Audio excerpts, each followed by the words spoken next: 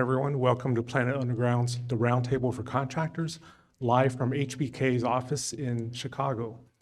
We have a live audience here, as well as many watching on the LinkedIn live stream. Please submit any questions you have via the live stream. We're taking live questions this time. I'm Jimmy Wang with Creative Partners. I'm going to have the panelists introduce themselves and their companies, and then I will start with a question. Let's start with Dave, please. Yeah, I'm Dave Van Wy. I'm a damage prevention manager with Julie here in Illinois, which is the statewide one-call notice system. My name is Steve Johnson. I'm here representing the Pennsylvania Utility Contractors Association. Bryant Thomas with Art Ventures, CTO. Dan Rest, civil engineer with HBK Engineering. All right, thank you, everyone. So I'll kick it off, and then you guys can jump in. Based on your experience in the field, what ideas do you have to improve the 811 system, kind of leaving aside legislative constraints for now? Information. Right now, it's just too hard to facilitate an honest information gathering process, even with our design tools that allows even the contractor bidding work to have a more realistic understanding of what's going to be engaged in the process when they physically get out in the field. And again, without legislative issues at all, it's just, it's that sharing. There's still not enough emphasis on best information available. That's the way I see it at this point. I would agree with that. I think part of that information is the mapping systems that a lot of the utility companies have that they all know aren't up to par. Obviously, the financial restraints of getting them up to par. One thought would be to partner up more with the people in the field. I'm sure we have the technology to allow like a utility being crossed can easily be GPS tracked and that information sent to a one-call system, which updates maps. I mean, we've had many instances where we've come across unmarked lines. We've tried to update, let the utility companies know, hey, the 8-inch gas main's here, it's not over there.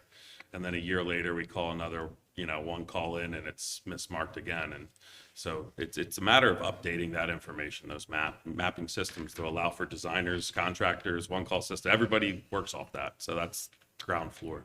Yeah, I would say that we're dealing with a very antiquated system in the 811s.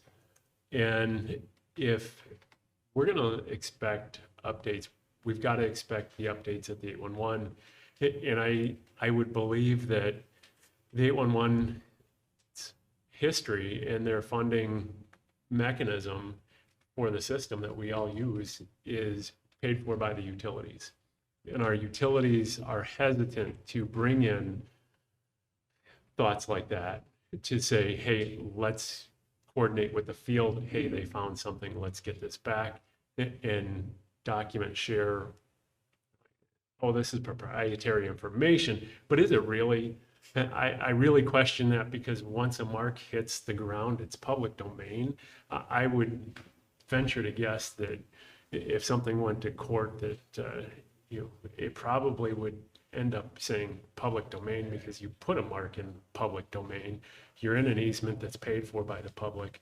So I think that there's some ways, but we've got to talk about the 811 system itself to say, how do we engage to make changes there? But that's a really big question and a really big hurdle. Yeah, that's a great point. Just playing off of something you just said. We've had a situation. My company does a lot of design of new utilities. We had a situation where we requested utility atlases from anyone that was in the area where we were designing, and we actually have had utilities refuse to give us their information, citing privacy or just proprietary information, and that really puts their utility in jeopardy more than they realize. And so requiring that disclosure to design entities so that they can put that information on the plans, I think is a huge part of this. And that's, so two things kind of with the conversation we're running already. In a defense of 811 as the one-call system, not the process, we don't store maps. We don't have data. We've got a path on the planet that the utility says if somebody's digging there, let me know, right? So I don't have line data. Is the one call maybe a repository that would have the ability to take updates like that and everything else? Possibly. And I will tell you, most utilities, to your point, they're more than willing for you to spend money to give me good data on where my own stuff is. They just don't want to share it after the fact. You asked about kind of avoiding legislation, but just so you know, in Illinois this year, starting January, now design is in the law and they must provide the information. So if they're not, there's issues that can be addressed on that. But I've had many a discussion with utility owners with that same argument. Well, it's proprietary. I said, but I can dilate one for free and you'll paint the ground.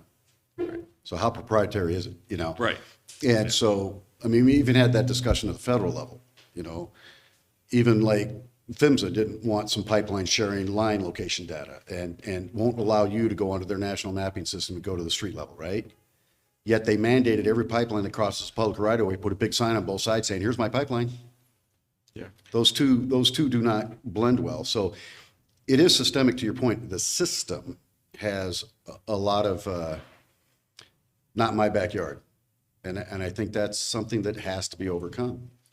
Well, and as we look at the 811s, their funding mechanism, and I've been a part of the 811 system, and I think it's so important to society and at large, and the benefit that it provides. But we're still dealing with a 50-year-old or 54-year-old system in Pennsylvania, or 50-year-old here in Illinois, where, you know, we look at these systems and it hasn't changed much. Right. The funding mechanism still comes solely from the utilities. It doesn't come from anyplace else. Right. So they have sole control over any of the changes that take place. So how do we get our voice to those members to say, what can we do to incorporate or put an excavator on the board? And they're going to say, well, we've put an excavator on the board, but they don't have a voting right. But we put them on the board. You know, we put the regulator on the board, but they don't have a voting right. So how do we get some of those changes at the 811 to begin to start this ball rolling to say, okay, now we've got other voices that are part of this system that are consistent users, to have them have their voice heard. And I say that, but at the same time, the largest excavators or largest line locate companies, they're probably working for the utilities. So are they going to bite the hand that's writing that check? And that's part of the tough side from being a contractor is, you know, you're expecting the utility companies that you're ultimately working for or potentially working for in the future. And it's tough to hold their hands to the fire for what they're actually supposed to be doing in some cases. And to go along with your earlier point, it's just the proprietary information to me, it's almost just like a work, like it's just because it's easier for them to not provide it, or maybe they're embarrassed about what they're gonna provide. I mean, let's be serious, right? Like the information that we get, even, I can't tell you how many times I've sat with a locator after we've had a hit miss mark or an unmarked and show me the map and be like, this line's supposed to be on the other side of the road. Like they're not even close. So it just comes back to garbage in, garbage out. Like you're gonna have the baseline for everything we do start off on a very bad foot. Like nothing else that we improve along the way is gonna really be impactful.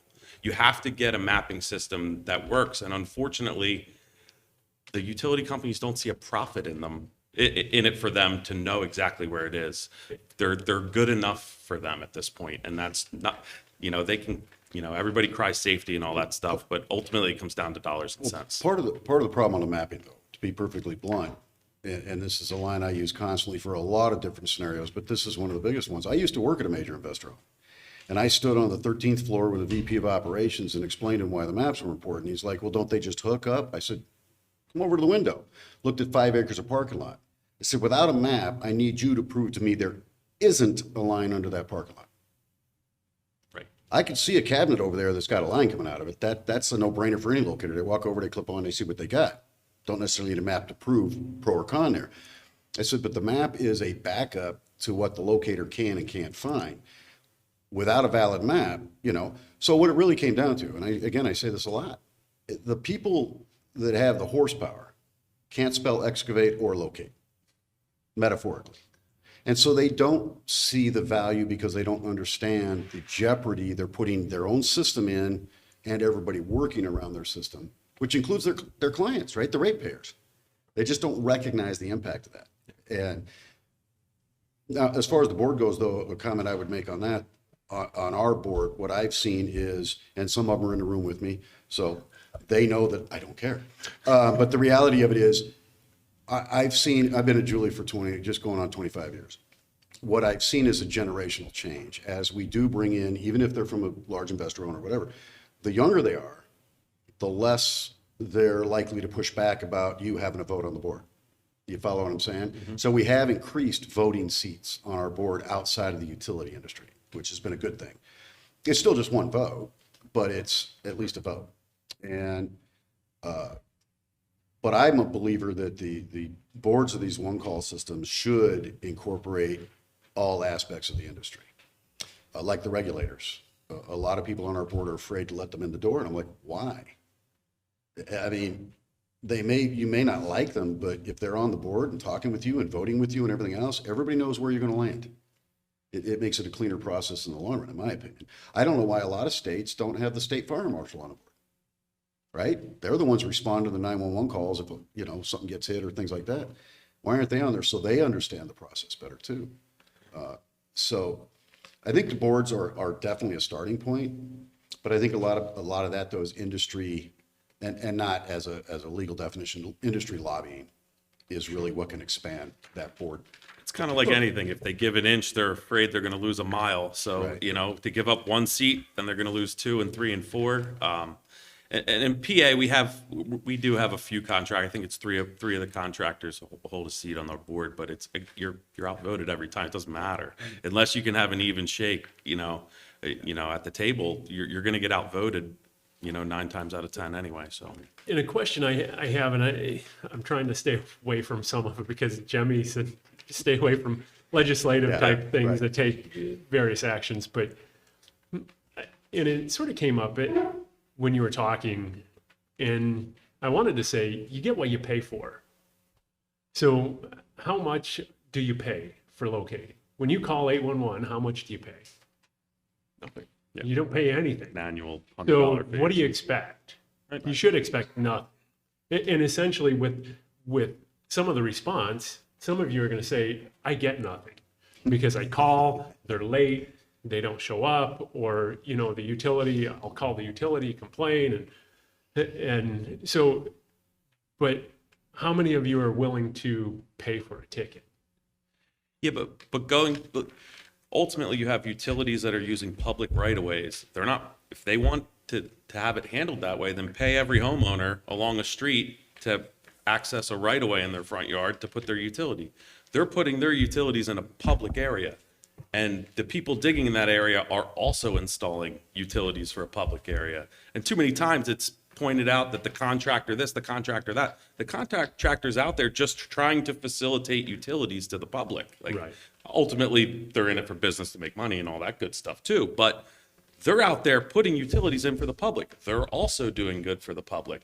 So you would think that the utility companies would, want to know where their stuff is just for their own knowledge, just to know, hey, when there's a leak on First Street, I know where the line's at. Yeah. But secondly, for the safety, who wants to be on the news, for any of the million reasons that people digging in ditches get hurt every year. So the burden is on them as the utility owner to protect their own facilities, right? That's the theory behind. But if I could push back on the funding model, I'm on your side. First off, why would the excavator pay for it? No excavator would ever pay for a locate unless they're doing a 100% private job. The client's always going to pay for it. Yep. Okay, so that's number one. And I'm a bit of a cynic. The town right next to me had a massive water main project. I subsidized that. I don't live in that town. I don't use their water. Why did I subsidize it? Because every utility that was located out there for free, I write a check to every month. Why wasn't that city funding all of that locating for that contractor to do that city's public improvement job? You follow? So right now, we've got it as to where, you know, the one call is free. First off, it's not free. Now, if you come from Texas to Illinois to dig, it's free to you because you don't pay any utilities that exist in Illinois, right? But other than that, unless you live in your mom and dad's basement and don't pay a utility bill, the one call is not free. We're all paying for it through our rates that we pay the members. But the one interesting thing would be if it was on the excavator side to facilitate the marks. We wouldn't need pre-marking because we'd have the opposite argument. I asked for a 10-foot wide path. I'm not paying for that mark that's 15 feet away. You follow what I'm saying? So that would narrow down the scope of all work instantly because they wouldn't want to pay for the excess. And nobody could be late to a locate. You're paying for it. You hired them. How can they possibly be late? They work for you. They report to you. So it would be that's a model that some other countries use. And I'm not saying it's the best model, but if part of that process of putting a large job out there to you that you bid on would also go out for him to bid on locating it, right? But now it's not a utility owner getting him out there on time. It's you two working together. You're on the same job, hired by the same client.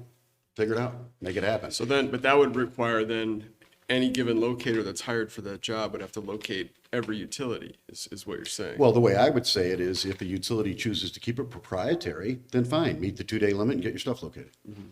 You want to hand it off, then these two guys can work together till the end of time. And If you don't want to hand it off, then you do it within the 2 days and call it a day. The model the example you just gave, the 10 feet, 15 feet, also would require that you have information that's accurate to that level of detail. Which, Yeah, you know, you're saying I need to dig on the right side of the road because that's where the water main's going, and then you get out there and the gas main's not supposed to be there, but it's Right. there.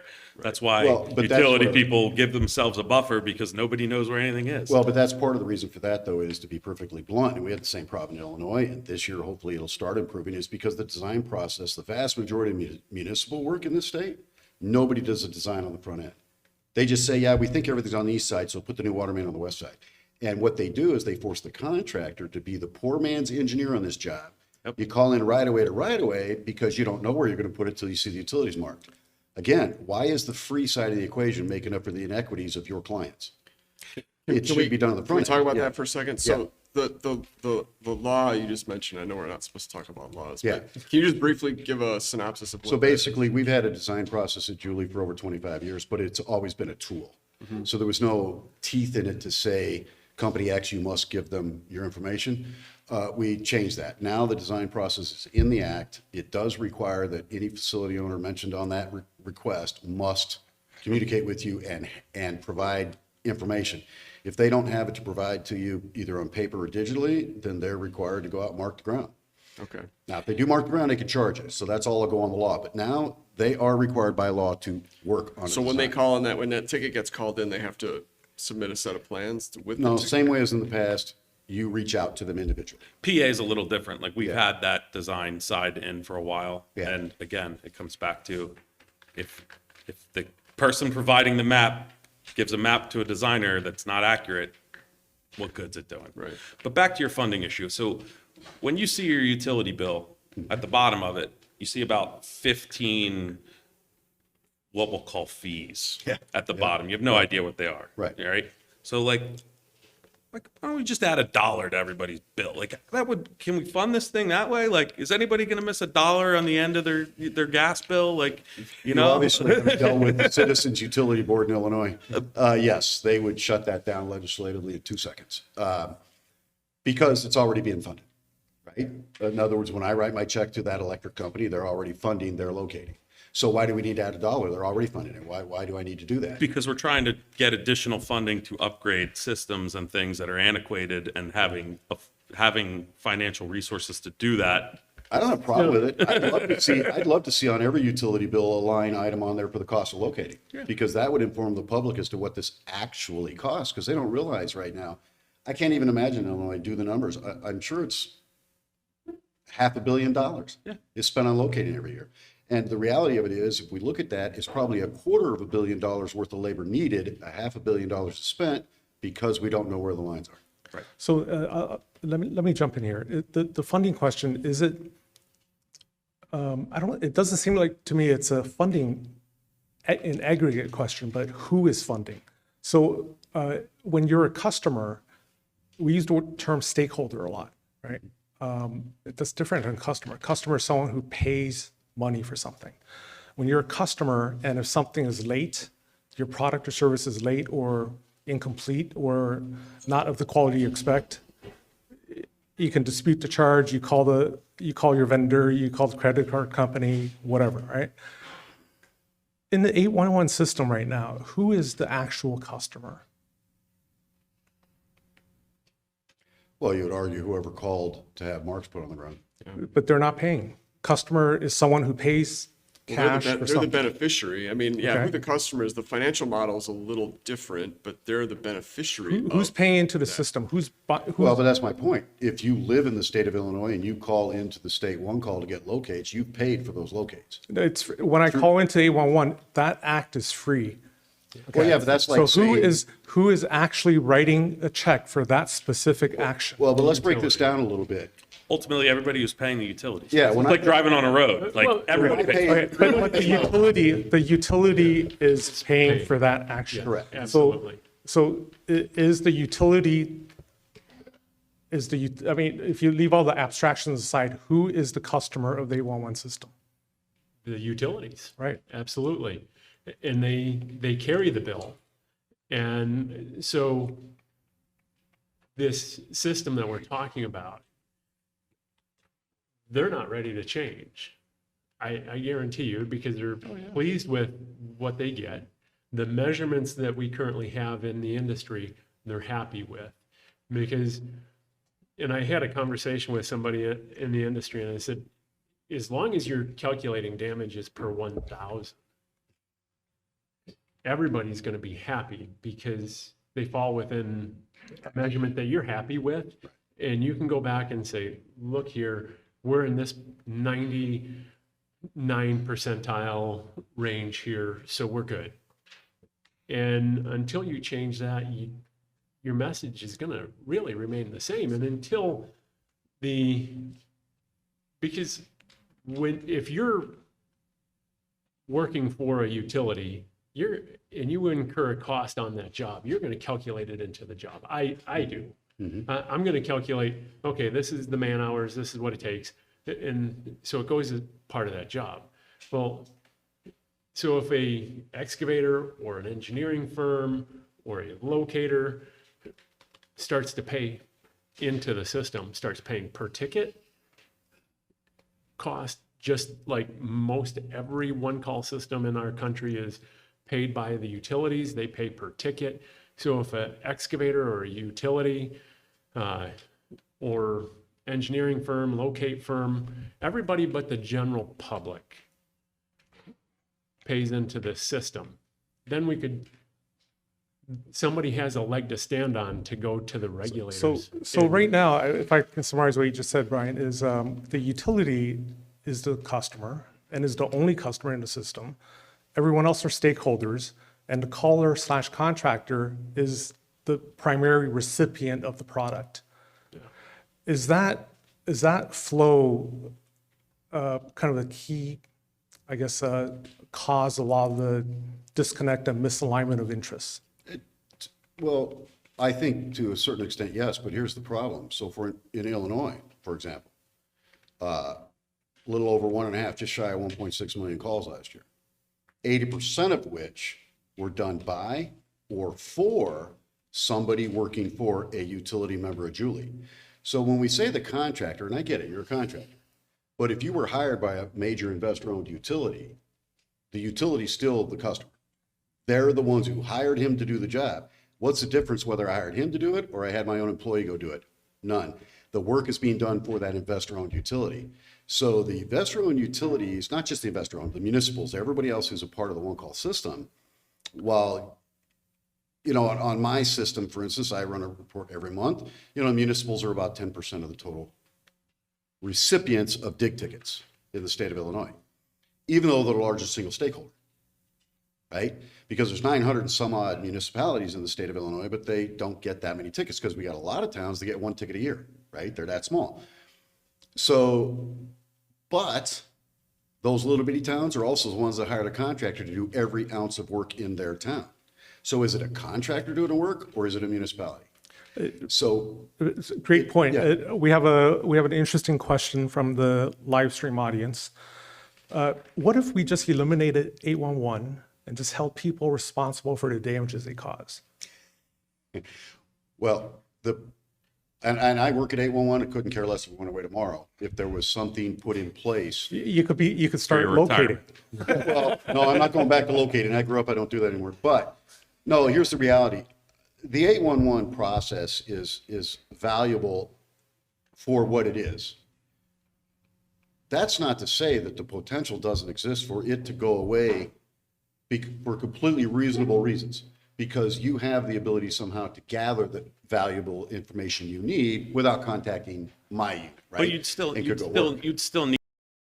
need an 811 system, because like you said, you can go out into the parking lot and say, how many lines are under here? Nobody knows. Right. And if somebody's responsible for marking all the lines on a project, they still need a guideline from the people who are supposed to know where those lines are.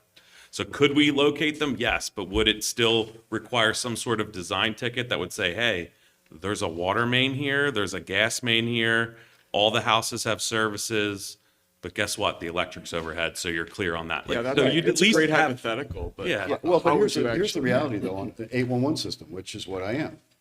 76% of our requests come through on a computer. Nobody talks to us. So that means 76% could be done with no human interaction whatsoever from a one-call system. if you had the mapping system in No, your. I don't need the mapping system. I just need a computer that says, oh, they're digging there. The database says, let that company know, that company know, and they all send you their information. How many automated clears of those 76% that have no human interaction at the one call? How many of that 76% are automatically cleared by the utilities? Excellent question. And we just instituted digital positive response, so I have no idea. Okay. So what will it be? I don't know. I would venture to guess that right off the top, the utilities are able to clear out of those tickets that go to them automatically. They're going to be able to clear close to 40% Probably. as automated clears that they don't touch either. So now we're talking of a system, you've got 76%, let's start removing percentages. Right. And start to get down to really how many of these tickets need attention and how many of these tickets are actual, need that data to come along. Conflicts, right. And, I would say that the 811 system doesn't need to go away. There might need to be a reformation. We might need to start, plant some flags and say we need to do something different. But part of what I scratch my head about, and as we talk about this, how many hydrovacs are running today that have exposed cable, sewer, you name it, today across our country? Hundreds of thousands. So how many of those exposures has that excavator decided to say, I'm going to take an initiative and I'm going to collect the X, Y, and Z on this cable? Who cares what it is? It doesn't matter what type of cable or pipe or what it is underground. How many of them are starting to say, I'm going to collect that data? Very few. None, right? There's no incentive to. Oh, we do. We There do have- is. We do have a And- couple in and Southern Illinois. Not for them though. 'Cause they have to- Absolutely. They have there to get is. their job. And I argue, I'm going to argue that point because I wholly believe that excavator has an inherent. You want to be Not part a- of the process. You want to be part of the process. You might not need to but- cross that gas line again, but you know that, the other contractor who found that water main down the street, that now you know where it is. So Ultimately, you're there part of a is. collective at that point. But on starting that to day, collect for that data. crew, for that, Right. I need to get my line past this, and I know where it is, and I'm past it, and now I'm going on about my day. What did Google, how was their information at the beginning of Google? Was it always good? Sure. Yeah. No. That took a while. When Google started out, they were wrong more than they were right. But quickly, because of data gathering, they became right more than they were wrong. Right. People started to rely on Google to be able to say, I'm going to do this. I'm going to go there and use them. And Google soon became the #1 search engine across the world. But what did Google have to do there? They had to collect data. They invested a lot of money in collecting data. But And that's the reflection I would give on your answer. You're presenting as though the vast majority of people out there digging a hole, and I'm not even going to say just contractors, because it's utility owners, you name it, whoever's digging a hole out there. You're presenting them in a very altruistic environment here. The reality of it is, to his point, I got to have this done by tomorrow afternoon. I'm not stopping for that 38 minutes to go grab the stuff out of the truck, bring it over here, get my XYZ, document it, log it, do whatever, and move on right now. Is technology getting so much better that that's now down to 8 minutes? It absolutely is. But I found 39 lines in this one block today, 8 minutes apiece. The question I get asked all the time, the technology's out there. The technology is not the problem in the 811 process today. It's who's willing to pay for it. So on that point, and I think, Bryant, what you were referring to is crowdsourcing data, right? On that point, Texas 811 and GPRS sitemap they're presenting at the CJ conference about a pilot that reduced significantly damages by combining kind of public and private data at the one call at Texas 811. So that's an example of crowdsourcing data that's made available and resulted in improved safety. Why not do that more, knowing it's not perfect and it's crowdsourced or from authorized sources at least, go back to and the presented question. at the one call? I'll go back to the question I just asked. So who approved the budget and who's writing the check? Yeah, 'Cause but- they're not doing that out of the kindness of their heart. Somebody's But if paying you're for it. required to do it as a contractor, if it's in the law and it's Right. required to, when we're bidding a project, that Absolutely. number gets buried in the bid. If you're We know client- that we're going to cross Yeah. 35 lines at 8 minutes apiece. My crew cost is X. I'm going to add X number amount dollars to my bid to cover this. And then everybody, like, again, we all act like the money's coming out of, our pockets or the utility company's pockets, but it's ultimately coming out of the taxpayers' pockets or the, what people paying for their water or their gas. It's all the ratepayers' money anyway. So we're all in it together, whether people want to point fingers or not. And as long as everybody knows what the rules are in the beginning, everybody will adapt. Oh, yeah. But again, like, the map needs to be continually updated so that way when we bid a line on First Street, we know there's 39 services there. We don't think there's 0 services there. And now we're fighting on the back end to say, hey, we didn't have this in our bid because the maps we got in the beginning weren't bad. But if it's a crowdsourced situation like we're talking about, and it's all at an 811 system, then how long is it really going to take for that system to be way better than it is now? Well, And- Five The other years? part of that, there's another part of that equation though. So the contractor gets X shots at 8 minutes apiece or whatever. Okay, that data goes somewhere. Now, who does what with that and who data? correlates it? That data has to be managed and, put into a system that's consistent, and it's got to be evaluated. There's got to be somebody looking at it saying, is this good data? Is this bad data? Can I trust it? And then building that map, because you can't just collect the data in the field and then say we're done. You're not. That's at most half the battle. Well, and the other step I would push in there too is one of the things that we have is a kind of an education failure, I would argue, on the excavating side of the house. We've actually had fatalities because the people potholing the line didn't know what they were trying to dig up. And so they were using a methodology that even if they were digging on cable TV would have been illegal, right? Because they're not using due care. But because they didn't know red was an electric line or yellow was a gas, they're hacking and ripping. And somebody dies, and they come to find out when you interview the crews, they don't even know what those colors represent, right? So my point is, to your information, you go down and you get an XYZ on something, turns out it's a piece of rebar. But the person out there taking that shot doesn't know it. There's something crossing my pit, I'll just shoot it. Now what do we do with that data? So now we got a piece of rebar on a map, which could have literally fallen off a truck last night because you didn't close the pit. We don't know. So we could end up collecting so much data that, for all intents and purposes, is useless. And that's the point of just the collection. That's step 0.2. It's not even step 1 yet, because without manipulating that data now, collecting it and putting it into some reliable system. And again, I know you talk 811, but the reality of it is the vast majority of 811 systems do not store line data. I don't have prints for the electric company. I don't have prints for the gas company. I have a path. So could it come to the one-call system and all of the facility owners that are members would be able to have access and cull that data and go in there, look at it and maybe say, yeah, you know what, that is mine, and grab it and add it on? I guess. I'm just not sure. I'll be honest with you. You've gone above my knowledge base to understand how you would even accomplish So that. Dave, because you're the only one representing Right. a wellness center.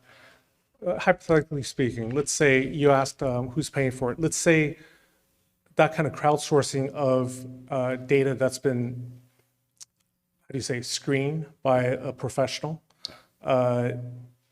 is made available to an 811 center and the public and the caller, right? The caller contractors in a way that costs the members and the 811 center no additional money. What should that kind of additional qualified screened information be made available? Oh, I think if you could do it for no money, I think that that's literally impossible though, because I would have to go into additional terabytes of storage, which costs money. I mean, there are fees for everything you do. So there's always going to be a cost. Is there an opportunity for that cost to be so minimal that it's kind of irrelevant to the process? I believe that. Or there's savings on the back end of Right. damage and all the time spent locating Right. for a locator to be out there 3 hours trying to figure out How where the many line is. additional calls did he put in last month because there were mismarks or incomplete marks or whatever that would have been avoided had that been updated in the first place? So is there a direct savings to me as a one-call system for that? Maybe, because right now in our system anyways, if you have that secondary request, a no-show or incomplete or something like that, that's a phone call. So I have to keep human staff on board, even though 76% of the work's online, right?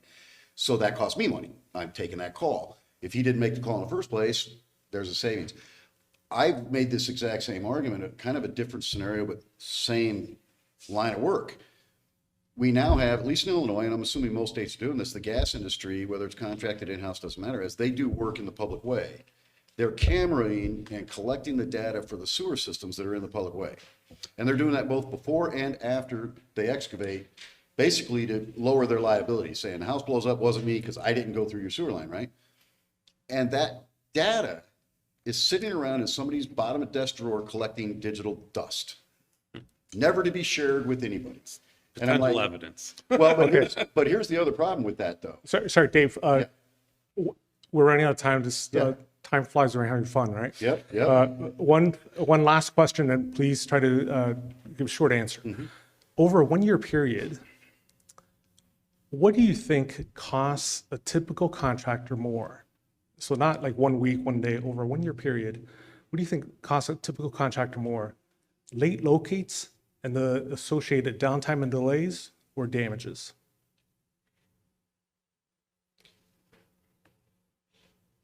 I would probably on the front end initially throw out late locates. Damages can add up quickly without a doubt, but you can, even with a late locate or even a poor locate, you can add steps into your processes that can mitigate those dramatically. What I can't mitigate is I rolled $112,000 an hour worth of manpower and equipment to a job site. I get there, it's not done, I gotta wait. Thank you, Steve. So I think they're kind of almost interchangeable, unfortunately. The late locates, I mean, in Pennsylvania, basically give the utility companies one more bite at the apple. We have what's called a re-notification. If we go on site and we see there's no gas marks and we see there's a gas meter on a house, we have to call back in, let them know that there's no gas marks. They get 3 hours to respond, and if they don't, we dig. And it is. But you've already shown on site and you already delayed potentially 3 hours. Correct. But along with that, you know, with the damages, it's all downtime. So what you're asking is if my crew's sitting idle, they're sitting idle either way. So why not just cut all the middleman out and allow us to deal directly with the utility? The laws require the utilities to do X, Y, and Z, and if they don't, let us work it out in a court of law. We're going to cover that in the next session, or a later session. Sorry, we're running out of time. Brian, quick answer, please. Absolutely locate in downtime. I would say, you know, late locates are very, very costly. Unfortunately, though, damages are a safety issue, right? Damages can lead to injuries or fatalities. All right, thank you, panelists. Can we give them a quick hand, please? Those on live stream, we're going to be back in 10 minutes. Don't go away. Good afternoon. Welcome to Planet Underground's The Roundtable for Contractors. live from HBK Engineering in Chicago. We have a live audience here as well as many watching on a LinkedIn live stream. Please submit any questions you have via the live stream. I'm Jimmy Wang with the Creative Partners. I'm going to have the panelists introduce themselves and their company, and I will kick it off with a question. Let's start with Bryant. Bryant Thomas with Arc Ventures, and we do utility locating services. AJ Kerr, I work with NPL. We do natural gas installation, water main, a little bit of everything with that, utilities, and I work within their quality control department. Frank Bedke, HBK Engineering, damage prevention on their locating side. Dominic Owens, I'm with Intren LLC. We're a utility subcontractor for ComEd here in Chicago. Installation of underground conduit, underground cable, overhead poles, and wiring. Anything ComEd does, we handle. Thank you, everyone. So question is, most 811 boards of directors have minimal contractor representation, but they have lobbying power to change the industry. How do we get them to listen to kind of other stakeholders, ideas and solutions that will help everyone? Feel free to jump in. I would say that as we look at the 811 system and contractor representation, there's 4 groups that are really underserved, from my opinion, and that's the excavators, that's the locators, that's the engineers, and general public. So how do we get them involved? There's got to be understanding that this system is antiquated and it needs to be updated. There's been very few updates to a system that's been in existence for 50 years in various parts of our country. So we've got to look at how do we make changes that are acceptable to the utilities who are primary funding on the 811 system. You have a good point there. But in order for that change to happen, 811 needs to want to make it happen. But the utilities are the 811. But the utilities and 811 usually are very close together. They're usually side by side. So do they really want somebody representing the general public on there? I don't know. I'm going to guess and say probably not. Do they want a locating company on there? Some may, but I believe most don't want to. They don't want to hear from you. Excavator, these are all potential problems or questions that they're going to be forced to answer if they're asked. Now, if they're asked, you have the capability of pushing it to the side. We'll get to that. I completely agree. And I think that in a little bit of background is that I was able to, I call it serve on 4 different 811 boards across our country. And having sat in some of those chairs and sat in those meetings, we had very little input from the other side. So it was really driving the way that we wanted to go. And over the years, we've seen fewer and fewer decision makers on the 811 boards. So we see more direction takers than we see direction makers from the utilities. And so as we go through that, the job of that board member is to insulate, in some cases, possibly the utilities from things that happen there. Keep the status quo because it serves its purpose. They get to take care of the functions that they need to. They serve the public and they respond in a timely fashion. But it doesn't bring that voice of the excavator or the line locator or the engineer to the table. If they do, they come in as, from my experience, as a non-voting representative on that board. So it's strange that you say that because who's the one that owns or bears that responsibility if something goes wrong? The excavator. the locate company, the contractor, maybe the homeowner at times. Do you think that there's any sort of reason why? I'm not saying there is, but it's a possibility. It does exist out there. We as a contractor, we work for the utility. That's where we come from. So do you want to be the voice? Obviously, the number one voice is safety, always. But there's always more voices. And how many contractors are willing to go out there and say, you know, there's a possibility that the company that I work for or the utility I'm working for is not doing the right thing in this measure. They should be doing this, or they should be doing that, or look at this, or look at that.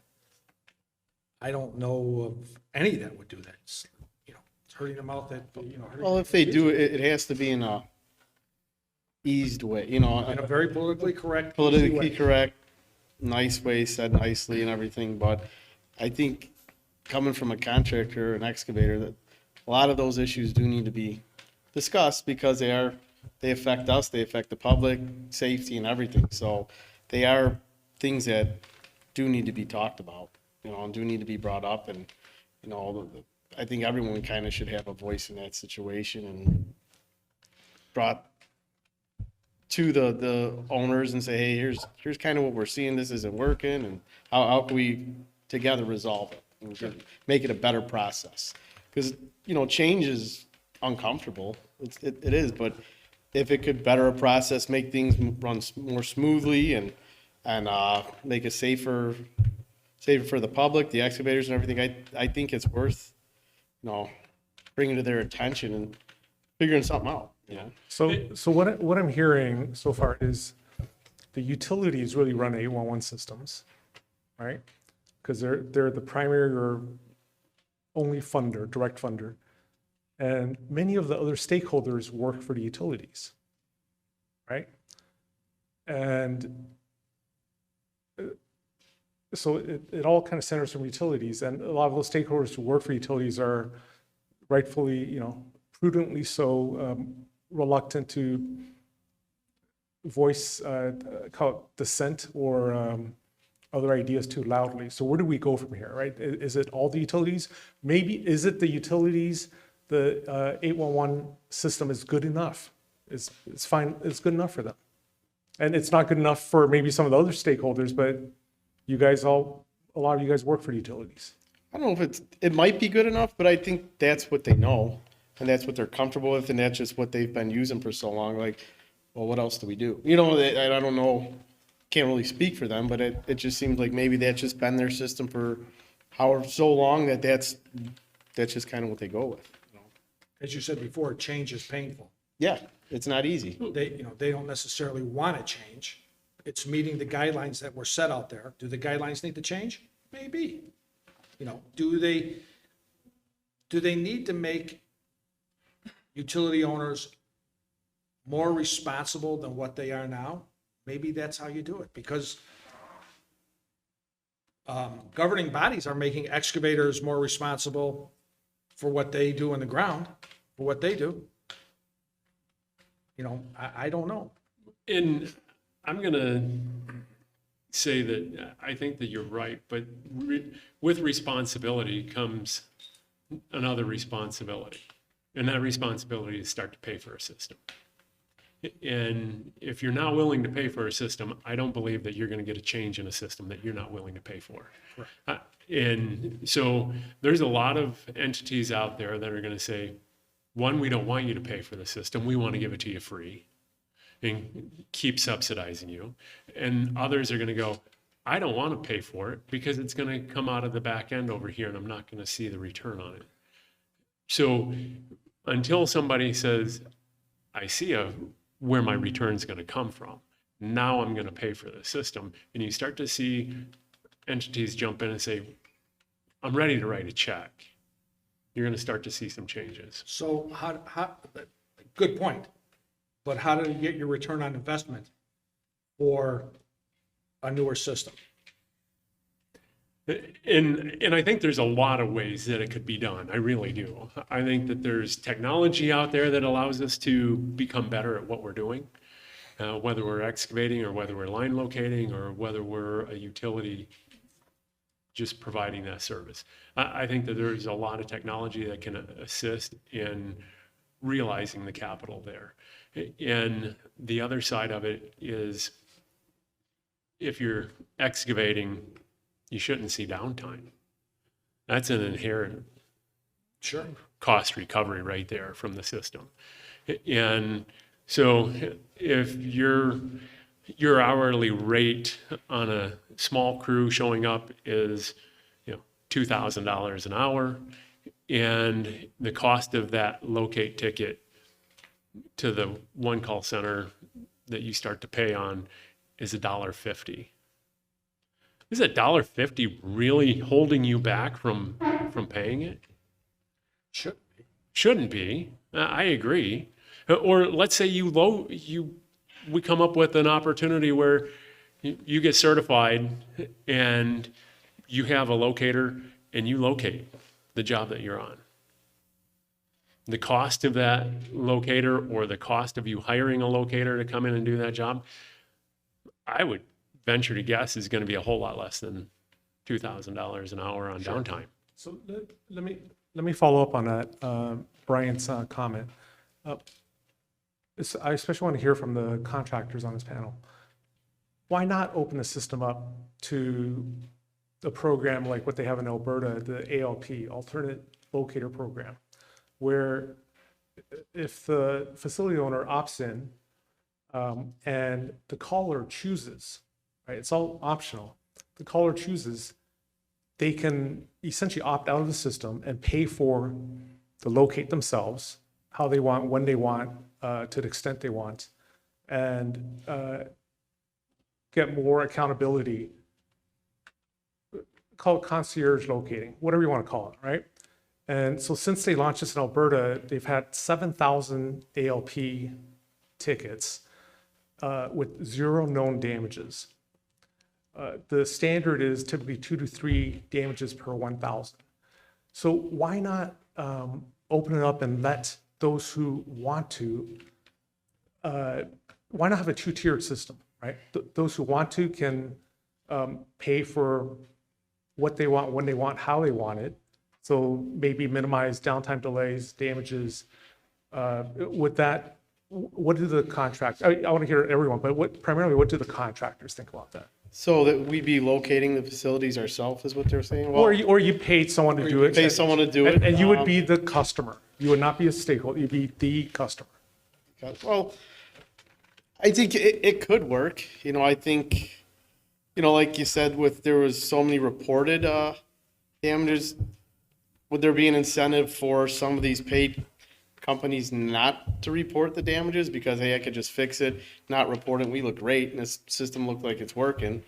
But, I mean, as far as then you'd have to staff up with locators, find a company that would be good at locating, and if you did pay another company to come out and locate for you, it might be the same companies that are already doing locates in that area. So, I mean, would it be that different? I don't know. If the numbers are saying it's good, it might be. But as far as, it would be worth a shot, if we did do it ourselves. What do you do right now if an A11 ticket is late or incomplete? What do you do right now? We call it back in. And then what happens? They come back out. You have 2 hours to wait. Yeah, you wait. Okay, and then what if they don't come out? Pardon? What if they don't come back out within 2 hours? You have to call again. Call again. And And then if they what if don't they- come out, we're gonna start digging. We locate it ourselves, we start digging. Okay, because- so let's say you because found. what are you gonna do, wait there all day? Right. No, that's where I'm going. So let's say you locate, there's an ALP somewhere and you locate some things yourself. Fewer than 10% are ALP there. You locate, you have a locate, you locate yourself or you hire someone to locate. What would you do then if it's late? Locate it back ourselves or call the company that was locating for us. Or you'd have to go to the facility owner and say, hey, we can't find this. Do you have a map or record on it that could What, you, assist us? you would call the CEO of that company that you paid money to and say, hey, I need you to come out right now. I mean, Are that's my they- point. are You- these you- you're like, private- I need you to come out right now because I paid you and I'm your customer. Are these ALPs using the same information that an 811 locator has? I Yeah. mean, they're going off the same information, Same so records, everything. you're paying for a premium for the same result, basically.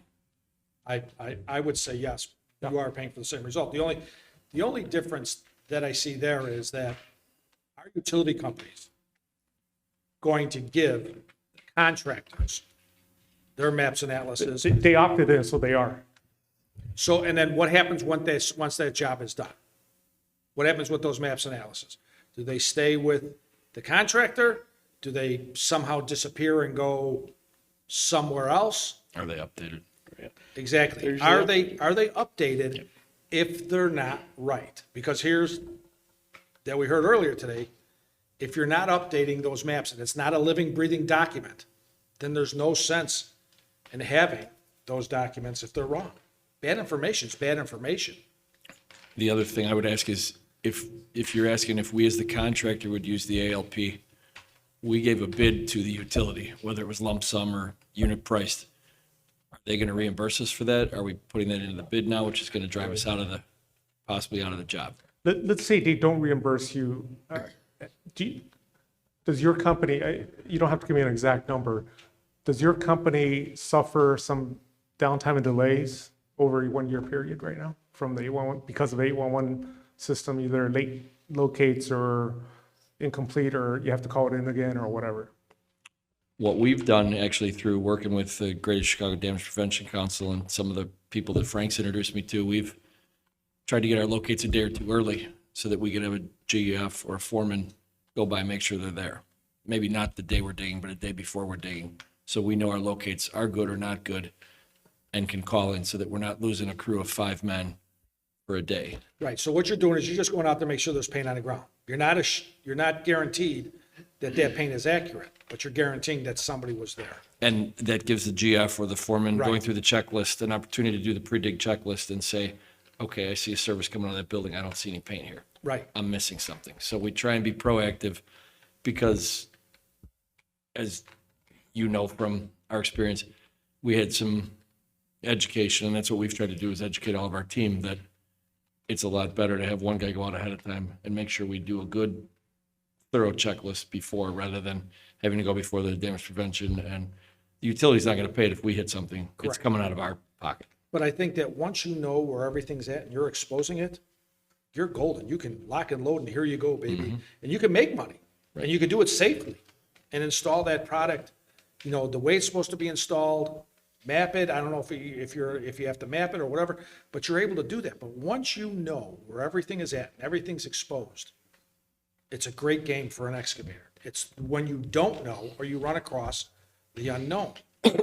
The other issue, I mean, as long as we're talking about this, is are the utility companies going to give you the abandoned stuff? You put in gas. Yeah. How much old gas are you taking out? We don't take out really anything.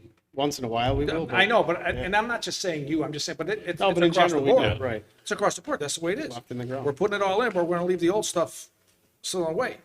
So what good are those maps and atlases, again, if they're not updated with abandoned facilities on top of it? And I'm going to say that there is software out there that everybody could use that would document what we're talking about. Sure. And it depends on what level you want. And if we want the 811 system to be the owner of all of this information that we talk about, then we've got to pay the 811 system to be able to be that repository.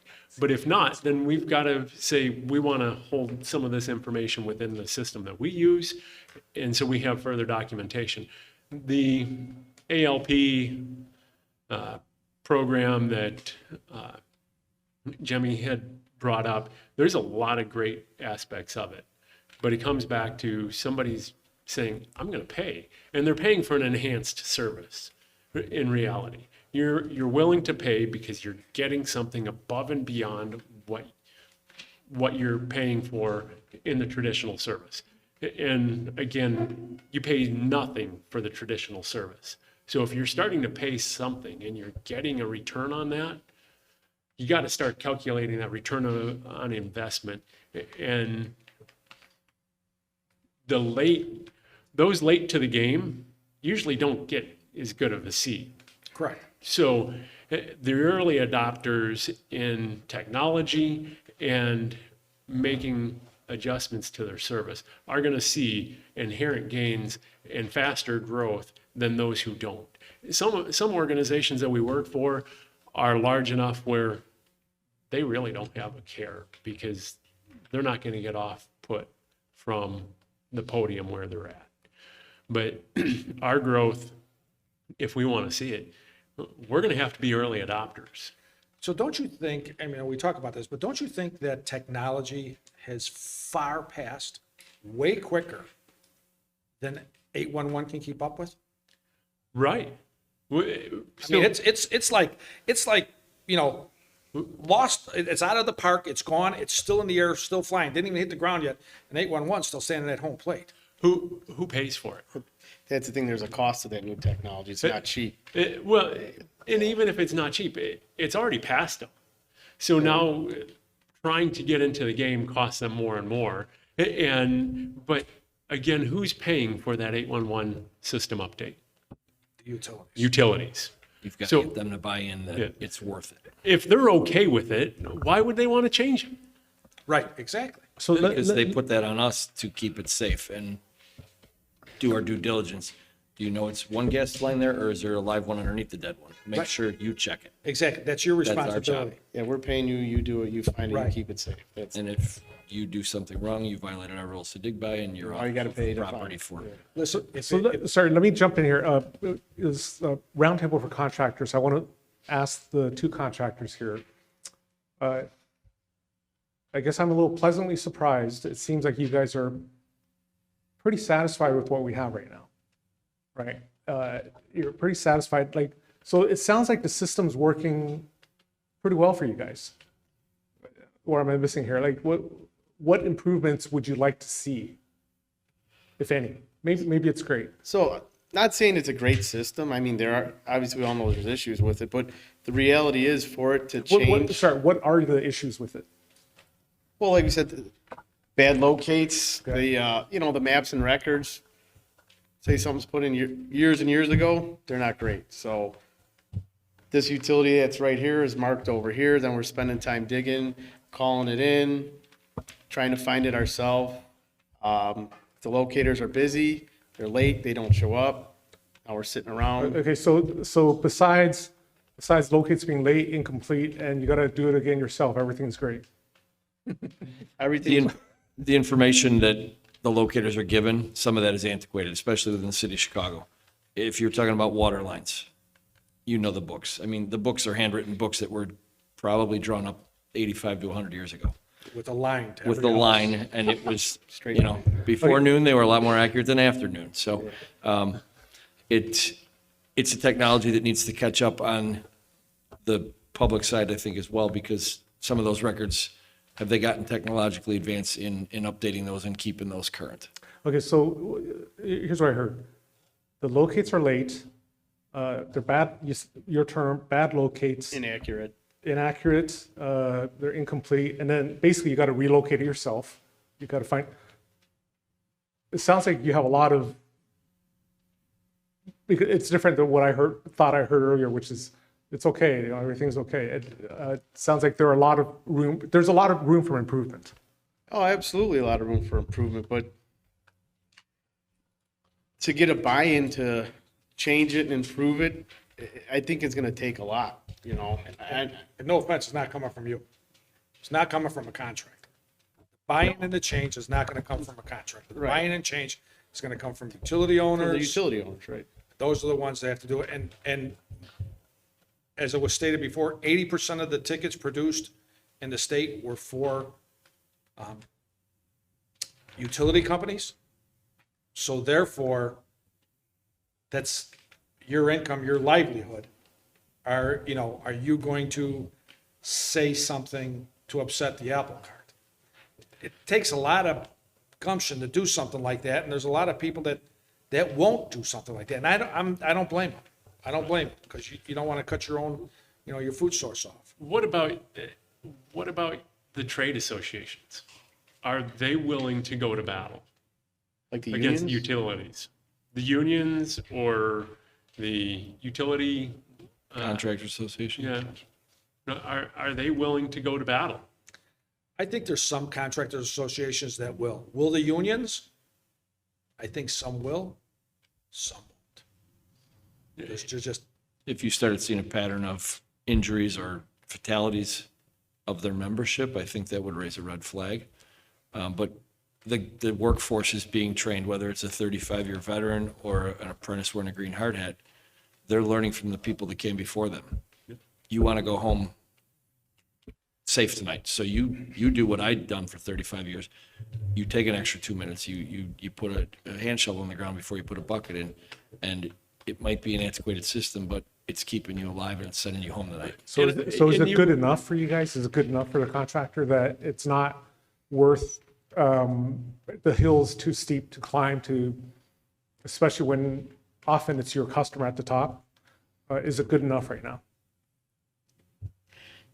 Because you guys are reluctant to pay something extra to reduce delays, and so it sounds to me like it's good enough. I wouldn't say it's good enough. I mean, it is, again, it's that system that's been in place for so long. It is what it is, you know, and us as a contractor, there's room for improvement with the locates and everything, but that's what we know and that's kind of what we've adapted to. And that's what we understand and we know how to work with it. And we're, So you know, we would like to see things change, you know, but I guess, again, it's the utility owners that really need that buy-in. If we could get them to buy in on it, and I think it would change, the but goal- it's going to take a lot. So we base our goals based off of the current system. And so our goals, even though they change and they look good, we know the system in place and we're always going to make it. We're not willing to change the system. We're not willing to change the system to have enhanced goals, enhanced efficiencies, enhanced services, even if they're internal. It really sounds like we're okay with where we're at. and an excavator is a step above a locate company when it comes to change. Very little you can say. So they're going to just do what they're dealt with. They're going to adapt to what they're given. If you want the full change, you have to get the utility companies all to buy in to say that there's going to be change. Just because he's waiting for a locate doesn't mean it's the locator's fault. Right.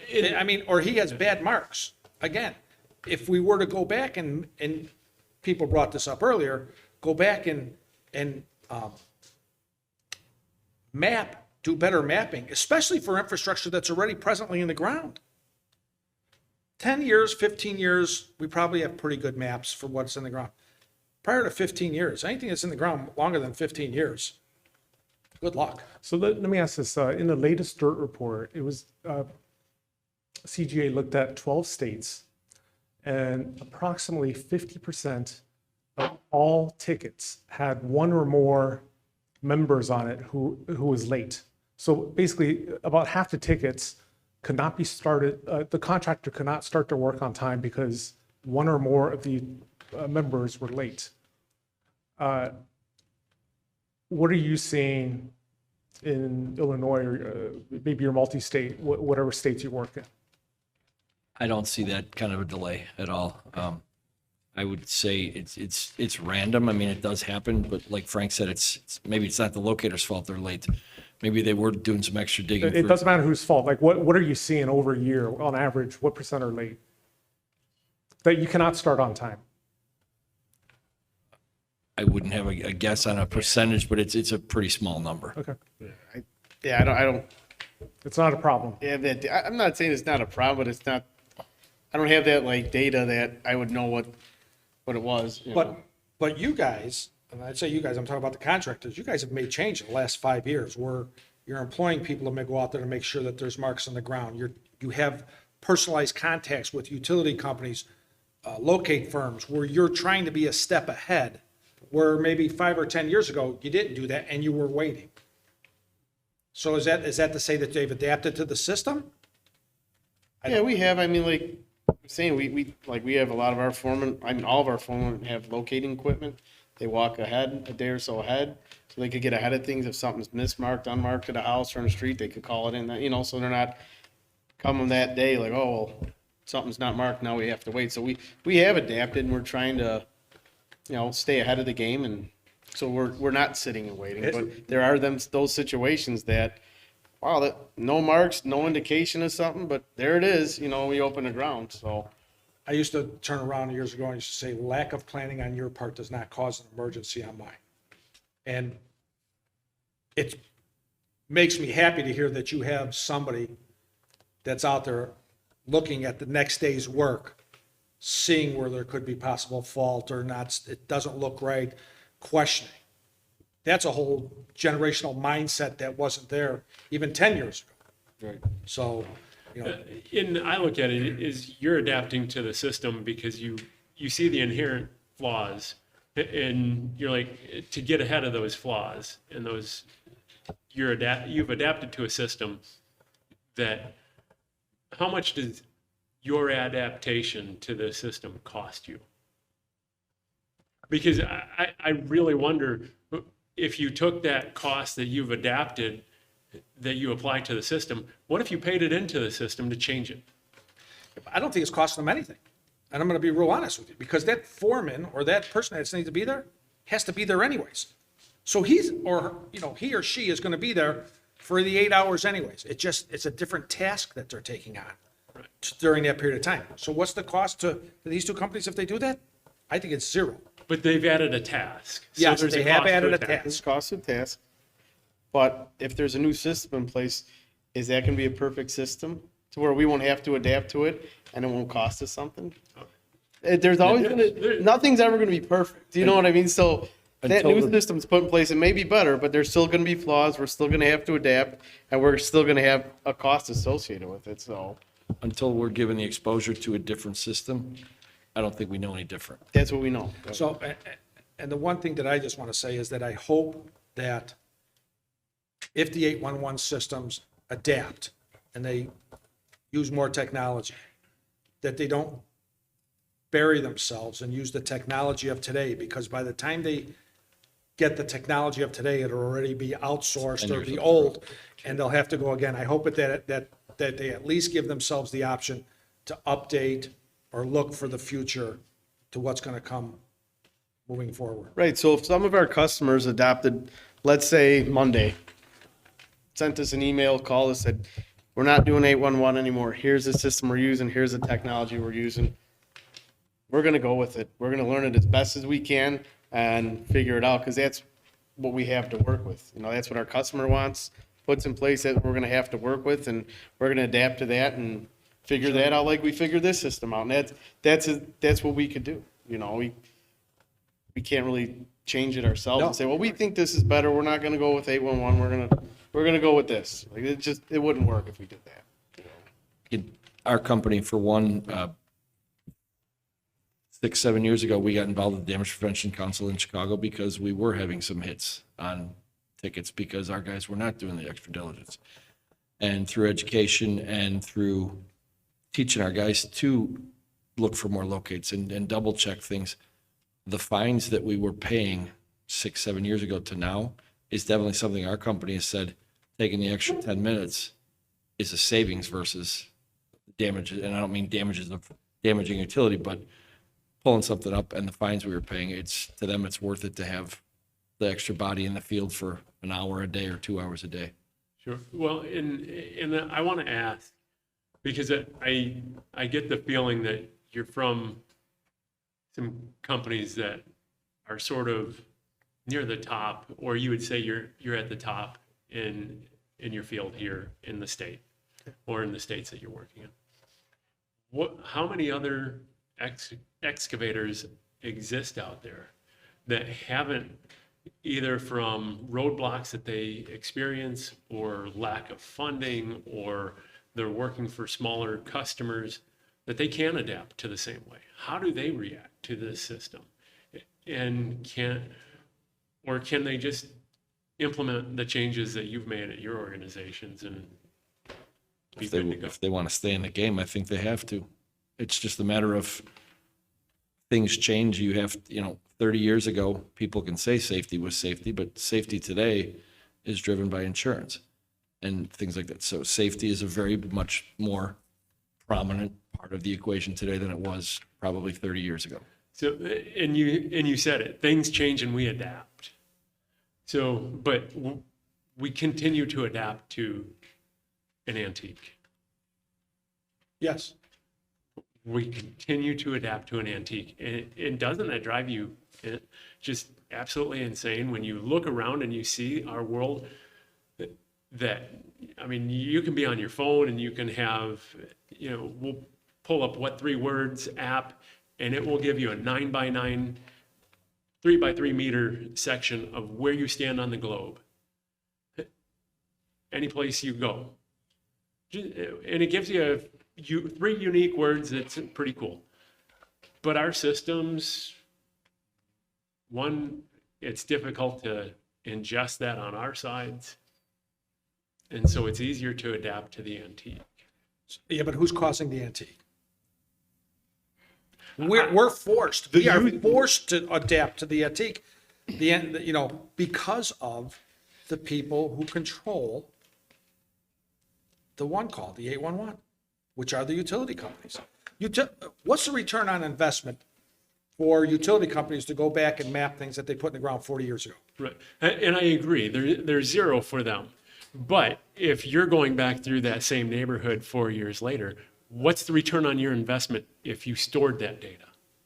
And you know where everything is at because you already went through that neighborhood. I can tell you that it's the exponential return on your investment is so high because you have so much less to worry about. It might be old data, but it's data and it's better than what you're going to get from the utility. But there's also the fear of lawsuits. Sure. So there's a particular company that, with replacement of gas mains, goes out and camera sewers. And they camera every private drain. In every private drain that I know of in the state, I'd say 90% cross public way. But they're not mapped. Now, when they go in and they go with the private drain and they see where my private drain is, where's that information stored? Who's getting that information? I hope they're keeping it and using They're it. not. See, and So what a failure. Well, you're right. It's a huge failure. But here's the problem: somebody gets that information and wants to give it to utility owner. Utility owner says, "Ooh, I don't know if I want all that yet. I'll take it for a deliverable, but I'm not going to store it because now I know where that's at. And if something happens to it, I'm responsible to it." That's how granular it gets and how foolish it is. Rather than think of the general safety and well-being of others, we're worried about paying financial distributions out for having information. And what if we created a public domain and put it out there and allowed, services in the software systems that you use have a API that can upload and put it there, and it's for use, but it has that disclaimer, may not be Yes. completely accurate. May or may not be accurate.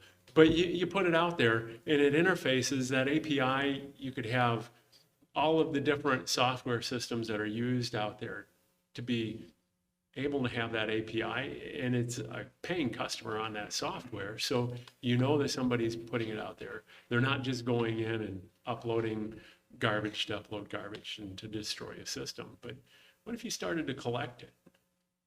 It'd be great.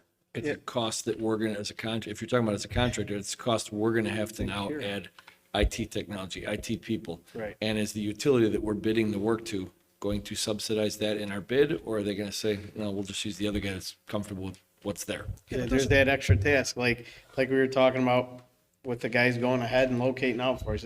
How much does that cost and everything? Well, that would be extra cost to us, you know, and, you know, not saying we wouldn't benefit from that, but what's our return on investment from that too, you know? Well, and part of it, Because we did the work, we located it, now we put it on a public server for others to use. Not to say that's a bad thing, but Are we authorized to do that too? Because right. we technically must submit the red line drawing to the utility that is paying us to do the work. So is that proprietary to them, Are they gonna or let are us we do allowed that? to do that? Well, of course, it's always proprietary until I call in an 811 ticket and somebody goes out there and puts paint on the ground. Then it's no longer proprietary, isn't it? Okay, we're running out of time. Let me ask this question. Kind of last question, please, short answers. So I've heard from contractors, you got bad locates, you got bad maps, you got late locates, and then basically you have to find it, locate yourself. Yet, given hypotheticals about what you might be willing to pay for to improve the bad locates, late locates, and having to locate yourself, the answer is zero.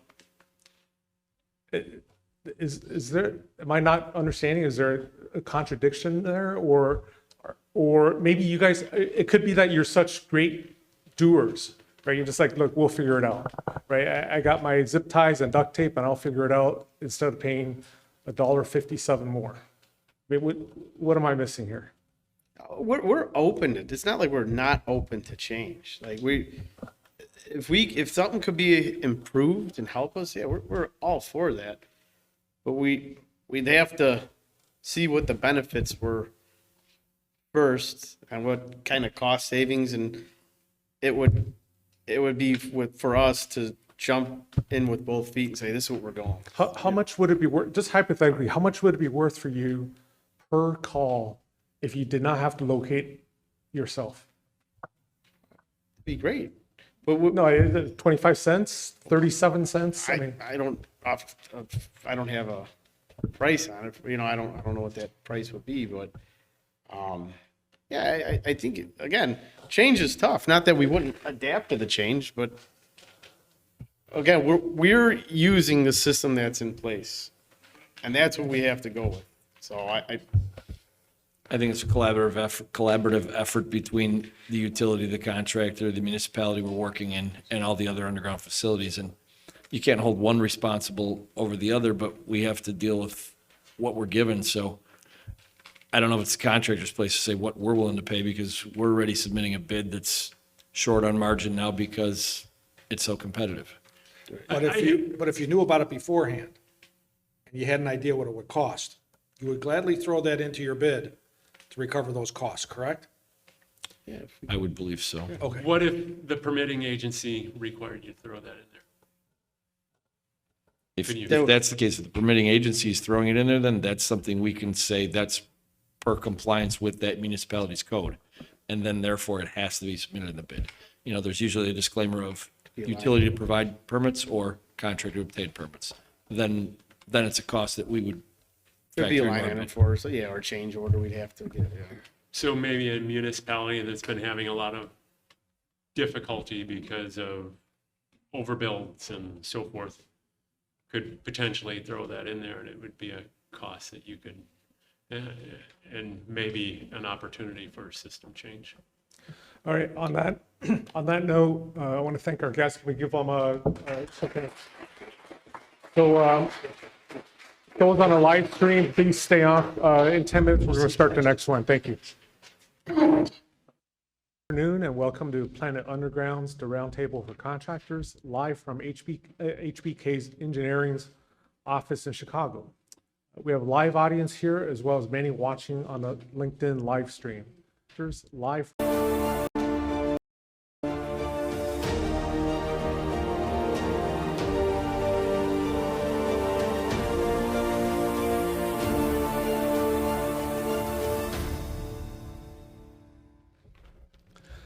Good afternoon and welcome to Planet Underground's the Roundtable for Contractors, live from HBK's Engineering's office in Chicago. We have a live audience here as well as many watching on the LinkedIn live stream. Please submit any questions you may have via the live stream. I'm Jimmy Wang with the Creative Partners. I'm going to ask the panelists to introduce themselves and their companies, and then I will kick it off with the question. Let's start here on my left with Sheetal. I'm Sheetal James, CDOT Office of Underground Coordination. Hello, Chantel. My name is Saul Lopez. I work for Pipeview America. For all practical purposes, we're a locator of sewer utilities. Welcome. My name is David Nera with Locating Dynamics. Jim Norton, John Burns Construction. Thank you, everyone. So I'll kick it off with the question. What can the industry do to educate cities about the contingencies that can occur on major projects so that they're better prepared?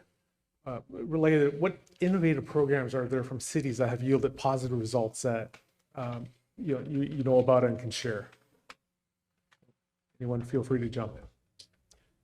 So everyone know damage prevention begins from the planning stage. Right? So that's why we have Office of Underground Coordination. So it is a one-stop center. So I would say when major project comes in, they go through the Office of Underground Coordination processes like information retrieval, existing facility protection. So we encourage these large projects to present their project scope to the OEC members through our monthly meetings. So that way, these utility members are facility owners are the ones who are members of OEC, right? So they will be able to see what's coming, what these large projects are coming up their way, and through the processes, IR, information retrieval, existing facility protection, they get to see this these projects many times through their way. So we encourage these large projects to submit to us as early as like 30%, 60%, and final plans. So these plans will be reviewed by these utilities. So, by the time, if there's any issues, any missing facilities that are there, these utilities flag them. That way, once the project is approved from OUC, and when they call the 811, we provide this information that is reviewed through OUC. We provide that information through dig tickets readily to the contractors and excavators, right? So right when they get the dig tickets, they are getting this information from all these coordination that's happened in OUC. They are getting this information right in their hand. And also the utility reviewer contact information, their comments also, we provide that through the dig tickets.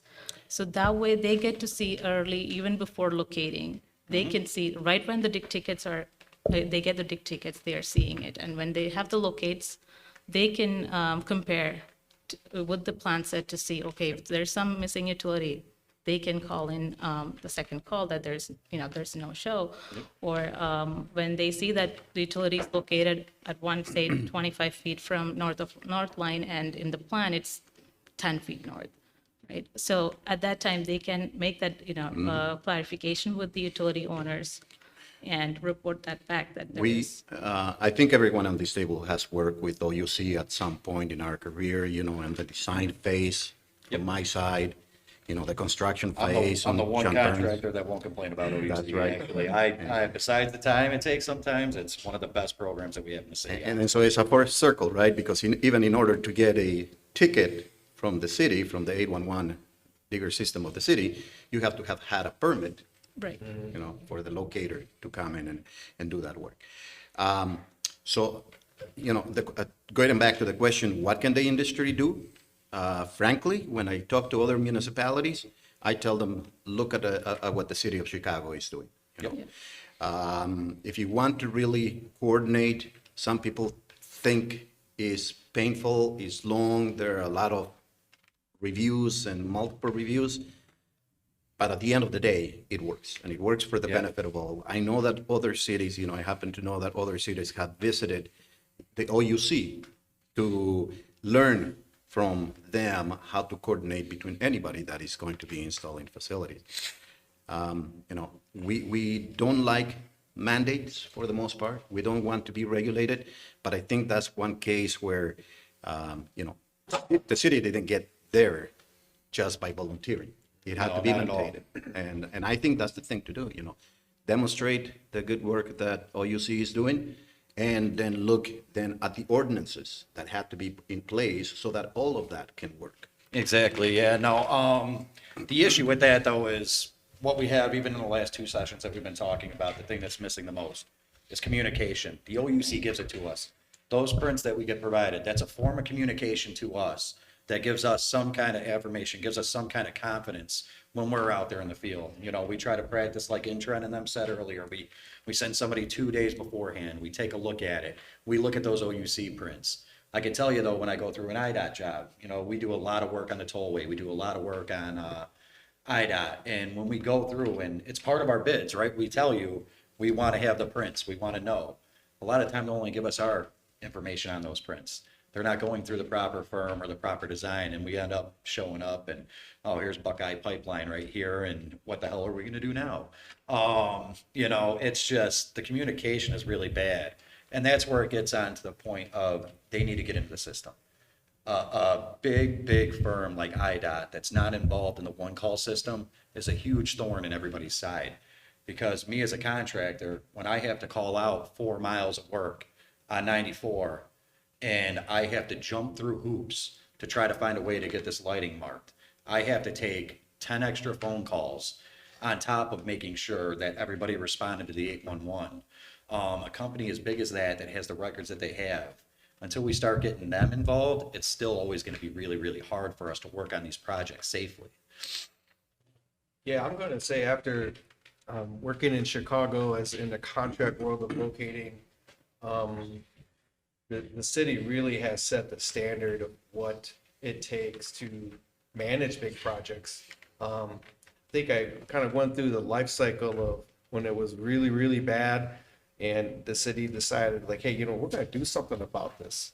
And with the help of the Greater Chicago Damage Prevention Council and the city members and everyone kind of working together, it just formed, what I saw was it's a unified process where the city controls who's working on their facilities, who's working in the city, and has, you know, can shut them down if they need to, if things aren't going right. And I think being in the contract world that I was in, working in various other communities, I mean, the city of Chicago, while it's difficult, it also made sense. Like that's what it took to make things happen. And through the years, just it's been getting progressively better and better and better and better. So I commend you and your office and what they're doing and continuing to do, because it's working. It's not perfect. Nothing ever is in the underground utility locating world. It's never perfect. No.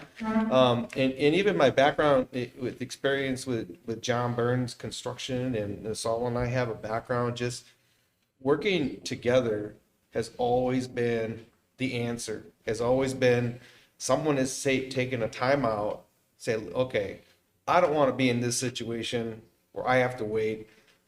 I don't want to be in this situation where I'm liable for this. Everyone's trying to get away from the liability, but really what it takes is the unit working together, and really having a vested interest that I care about your facility, I care about your facility, and the utility stakeholders can understand that, hey, you know, it's not just about us, it's about us as a whole. You know, continuing on the topics from the previous two panels, you know, on the issue of timely, accurate locates. What the OUC doesn't solve that. No. It allows for that communication, and until we get X-ray vision, you know, then we'll get timely, accurate locates. And absent that technology, it's not going to happen. The OUC does a great work of planning, but once construction starts, then you have to adapt to whatever it is. And I'm sure John Burns takes that into account. You anticipate, some downtime, and you can move the crews to other productive work. Sometimes you can't. Yeah, we try to. And the reality is, talking from experience, I know for a fact that the gas facilities that are going in the ground right now may be marked may have tracer wire, but I can assure you, 40 years from now, they will not be located. Because there are so much activity, so much digging going around, it's hard to get people to call back the utility when they damage the pipe. Nobody calls when they damage the tracer wire. Okay, you damage the tracer wire, you just render that utility unlocatable. Yes, you And do. so it's a full cycle, okay? Contractors installing utilities, partners, and so forth. It could be, we could have the best map, the most tunnelable utility, but the minute you break that tracer wire, or the gas contractor, the minute they don't do the splice right, they don't, you know, they don't use the right type of crimper and stuff like that, let water in, there is a short, now it's unlocated. Yeah. No, and to But jump I- in with that, oh, No, sorry, no, go but ahead. just to jump in with that, that's how we move forward with this, right? We want to make things better for the municipalities, this, that, and the other. As a contractor, and I don't know how many contractors can say this, we do a joint meet, and I will guarantee you 95% of our locates that we call in. 95% of our jobs, there's a job here or there that's a quick job or something that you just can't do it. You have to have the joint meets. And I know that legislation has changed within 811, Julie. I know 811 Chicago requires to have that joint meet, but how often is that actually getting policed? I would love to know the percentage of companies that are actually calling in a joint meet. Now, I actually have a background in the locate side too, from the city, from Julie areas. I worked with USIC a long time ago. Every job I went to, I'd say maybe 5% of them called in a joint meet, even though they said to. Everything says to pre-mark. Until we make it legit too that stating in a comment is a pre-mark, it's not. Let's do a joint meet. Let's white line our job. Let's establish that communication right out the gate. That's how you get these long projects in order. You get a locator with the foreman, you get a locator with the project manager, with the CM, with the general foreman, whoever's out there, and they can keep that continual communication going. It works for everybody, because Yeah. on the locator side, you know, there is nothing that kills a small township than a Google Fiber coming through, right? And they have a locator that is a jack of all trades for that little township in the middle of Illinois, nowhere. They call in everything, all the entire county as it crosses the entire township. That's not going to happen. Realistically, that contractor that wants to get that located, physically it's not going to happen. So a joint meet, you know, and facing that in and having that communication with the locator, okay, what exactly do you need? How much are you going to get done over the next week that I can locate? Is the way to go. Yeah, and now we got like guys from Julie in here listening and stuff like that. Can we call in a no-show for a joint meet? I can tell you as well, I run a lot of the joint meets in the city, and I will have on my dig ticket 5 different entities that have to be there. Maybe one company does 4 different ones. Maybe I have 3 different companies doing it. Only one person shows up. I can't wait all day. I'll wait 15, 20 minutes, and I'm getting the heck out of there. My number's on the ticket for them to call me. If they want to meet up, I can send them prints. I can go over everything and take down their info, but that doesn't happen.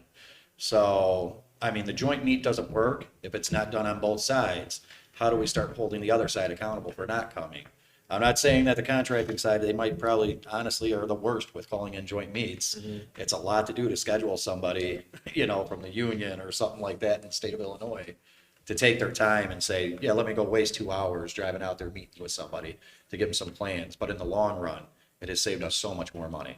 We can actually make that communication from the get-go and work with the locators, work with the locate companies, work with their supervisors. That's one of the best ways I can see besides getting into the system IDOT. So, So I wanted to- Sheetal, I was just going to ask you, can you share with the panel and audience, maybe at a high level, what some quantitative improvements of damage prevention in Chicago after OUC? Sure. I wanted to also comment on what Saul was saying. OEC shouldn't be, used for only planning. It needs to be taken all the way through as-built. Yes. Right? So that's why we have, we see that problem that, everybody's using OEC only to get a permit, right? But we made all this coordination happened in OUC. We want that to be taken out to the field, to the construction crew, right? So that's why we made it available, the dig tickets, through the dig tickets, the OEC approved plans. And like you were saying, when, nobody's showing up for a joint meet, you still have the plans in front of you. So you should know what are the utilities there, right? So, and we also provide that, there's a report that we provide along with the plan set through the dig tickets that shows who reviewed for each utilities and their contact information with their comments and any atlases that they provide. We provide that also through dig tickets. So you should be able to look at, you can contact that person as well, to ask for more information on what it is. Oh, yeah, OUC is not the problem. It's, Yeah, right, but it needs to be taken- 85% of the rest of the state out here that Yeah. doesn't have an OUC, you know, that's Jimmy, the problem. You ask about metrics, and, I can disclose this on behalf of People's Gas because I know they're very proud of it, and I was, I managed the group at the time too. Over the course of 4 years, People's Gas went from 6 damages per 1,000 to 1.5 damages per 1,000. Okay? And a lot of it was not done because they got better. Yes, we brought in quite a few better practices, but I credit a lot of it to changes in the city. The city, the city law that instituted the fines for the utilities and for whoever is not doing what it's supposed to do. You see that once that law within the city came into place, those damages just came down because there was then a real consequence. Yes, People's Gas is doing a great job, but at the same time, it does require the support of legislation, ordinances and so forth. Getting back to the original question, what should other municipalities do to get there where Chicago is and the gas utility is in Chicago? It's ordinances, require permitting. Anybody doing, directional boring should be locating all of the sewers. Yep, that's why we updated the ordinance also for, if a facility is mismarked or incorrectly marked, and if that is reported to that, facility owner, then that facility owner should be updating their information. Otherwise, they will be getting penalties or Yes. they will be charged with violations. So those are the updates that we do, and like you said, when we see problems, when we see come across with issues, we try to think of getting, how do we handle that? And we update the system, we update our law or ordinances. That way we can accommodate those. That way we can reduce the damage. Yeah. So, So I want to take it a step back. So coming from my previous world in the contract locating world, one of the things that the executives need to do is plan for the year, okay? And the 811 system, gives us a good number of tickets. Like we know the number of tickets called in, but the scope of each ticket varies from a single lot line to, a block with 80, 90 houses where there's 80, 90 houses where there's gas services, electric services and whatnot. So I think that I guess what I'm trying to say is that the municipalities need to convey information out to the utilities to say, hey, we plan on doing this job in 2026. So they can in turn that over to the contract locating companies and say, hey, listen, you need to build up your staff because we anticipate that this is what's going to happen. And in the world of hiring people and training people, you're never going to be at 100% staffing. If you want 100 people, maybe you'll get 80, and 20 of those are always going to be in a training pipeline. So you're going into the dig season way behind, and it's been that way for decades. So it's a problem. Yeah, Yeah, and that- like you said, the municipalities can be one of the biggest thorn in our sides. Yeah. I know we could praise OUC all day long, but the municipalities literally, it's not that they don't understand the system. Listen, I haven't gone to a single job where a municipality isn't digging on a water main break for themselves that they're not calling in dig tickets. They're calling in dig tickets. They understand the system. they all have an old school guy, like you said, that'll pull out that little witchy stick and walk around and tell you this water service is here, this sewer is here, we got our street lights right here. They got one of those guys. Oh, the map's in my head. That's fine, but they refuse to get into the system. That's what they got to do. We got to get the municipalities to buy in and say, we need to have proper notification. We need to get into 811. We need to find a way to just jump that generational gap of having that old school plumber in there that knows where all the pipes are. We got to find that out for all the different municipalities. And then that's a good start for it at least. Now everybody's on the same page. Everybody's getting notified together. And we can, as a contracting company, have somebody to look out, reach out to now. We can hold them a little bit more accountable. We'll have that communication from the get-go as long as we do what we're supposed to do, call in our joint meetings, do everything that we do as well. So that to me is one of the best ways to fix it, honestly. Yeah, I like you're saying, yeah, I agree that all the municipalities, also other cities, states, they all should be doing something similar to what we do here. Yeah.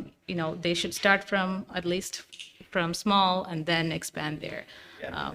Like how we do the coordination. And So even they OUC, should have like I can actually I'm a little disappointed that the Park District is a part of it, right? That's No, Park one of District my, well, not notification for 811. That's it. You guys are part of it, but like for the 811, the city's Park District, like the city water's part of it, the city lighting's part of it, traffic signals.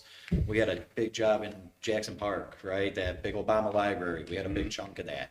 And I can't tell you how hard it was to get a locator out there for the Park District, which we're working in a park. There's nothing but big water lines, big 12 or 27 kV electric lines that are going to kill my guys out there. And it's a pain for us to try to get somebody out there. That again, so the city's great, and it's definitely where you want to mold it and where you want everybody to learn from and start from. But even there, we can get better, so that we can have ways to notify those guys and make sure that we're keeping our guys safe in the field. So, sounds like we have a lot of fans of OUC here. And there were some comments, like everyone should be doing something like this. So let me ask this. Metro Chicago's GDP is around $900 billion a year, right? If it were a state, it would only be behind California, Texas, New York, Florida, Illinois, and Pennsylvania. So it would be, called the 7th largest state. Is something like OUC doable in a smaller city or even town or suburb, or something that does not have the scale of, Chicago, Metro Chicago? Is it doable, or maybe what aspects of it are doable? What are your thoughts? Can I ask, do you know, just on the thoughts of that, OUC, how they're funded? Is it through the taxpayer money, or is it when we pay for the permits and stuff, does a certain percentage of that go towards the OUC to do their job? No, the utilities pay for it. The utilities pay for it? Okay. So, And yes, it obviously is people, right? It's systems, it's IT support and all that stuff. But I think it's achievable, yes, through permitting fees, use fees. Utility company buy-in, apparently, right? Utility company buy-in. Well, They're paying for it. one of the things that we should know, and I think somebody mentioned it, I think Frank mentioned it, the biggest users of the 811 systems are actually the utilities.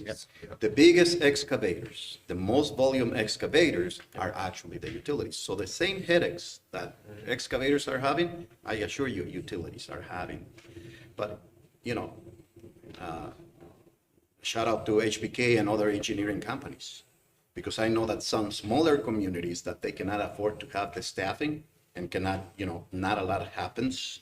They do have a engineering company that can very much perform the activities that an OUC could perform. So going back to the question on if smaller cities or municipalities can achieve what OEC is doing, yes, they can.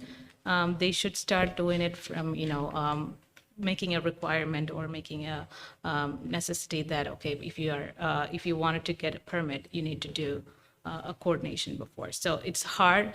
Everybody hates The issue with that too is a changes. lot of cities don't require a permit before you do it. I can call in Julie ticket somewhere in Naperville right now without getting a permit. out in the public right away, and as long as I know how to call it in correctly, Right. I can go out there and, well, now within the law change 3 days Yeah. and just start digging. And I think that's And- the game changer. The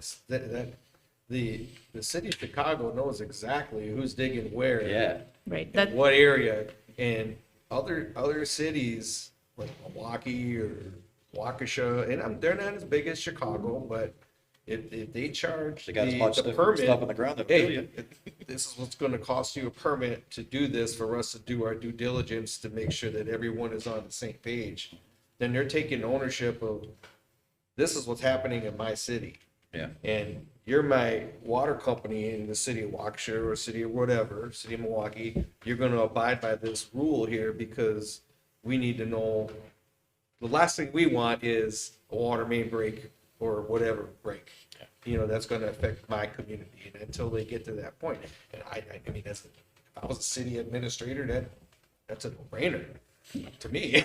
You know? So And you make and I don't know what the laws are for you, if I can tax or charge the utility companies, say, hey, you got your stuff buried in my city, I'm gonna charge you X amount of money for this. They just pass it off to the owners, they're the To the homeowners, customers that right? are Or paying their to extra. the Public Service That little Commission or $15 whatnot, we're you know. paying turns into $15.50, yeah. But it's totally doable. And I guess in short, the answer, it's doable.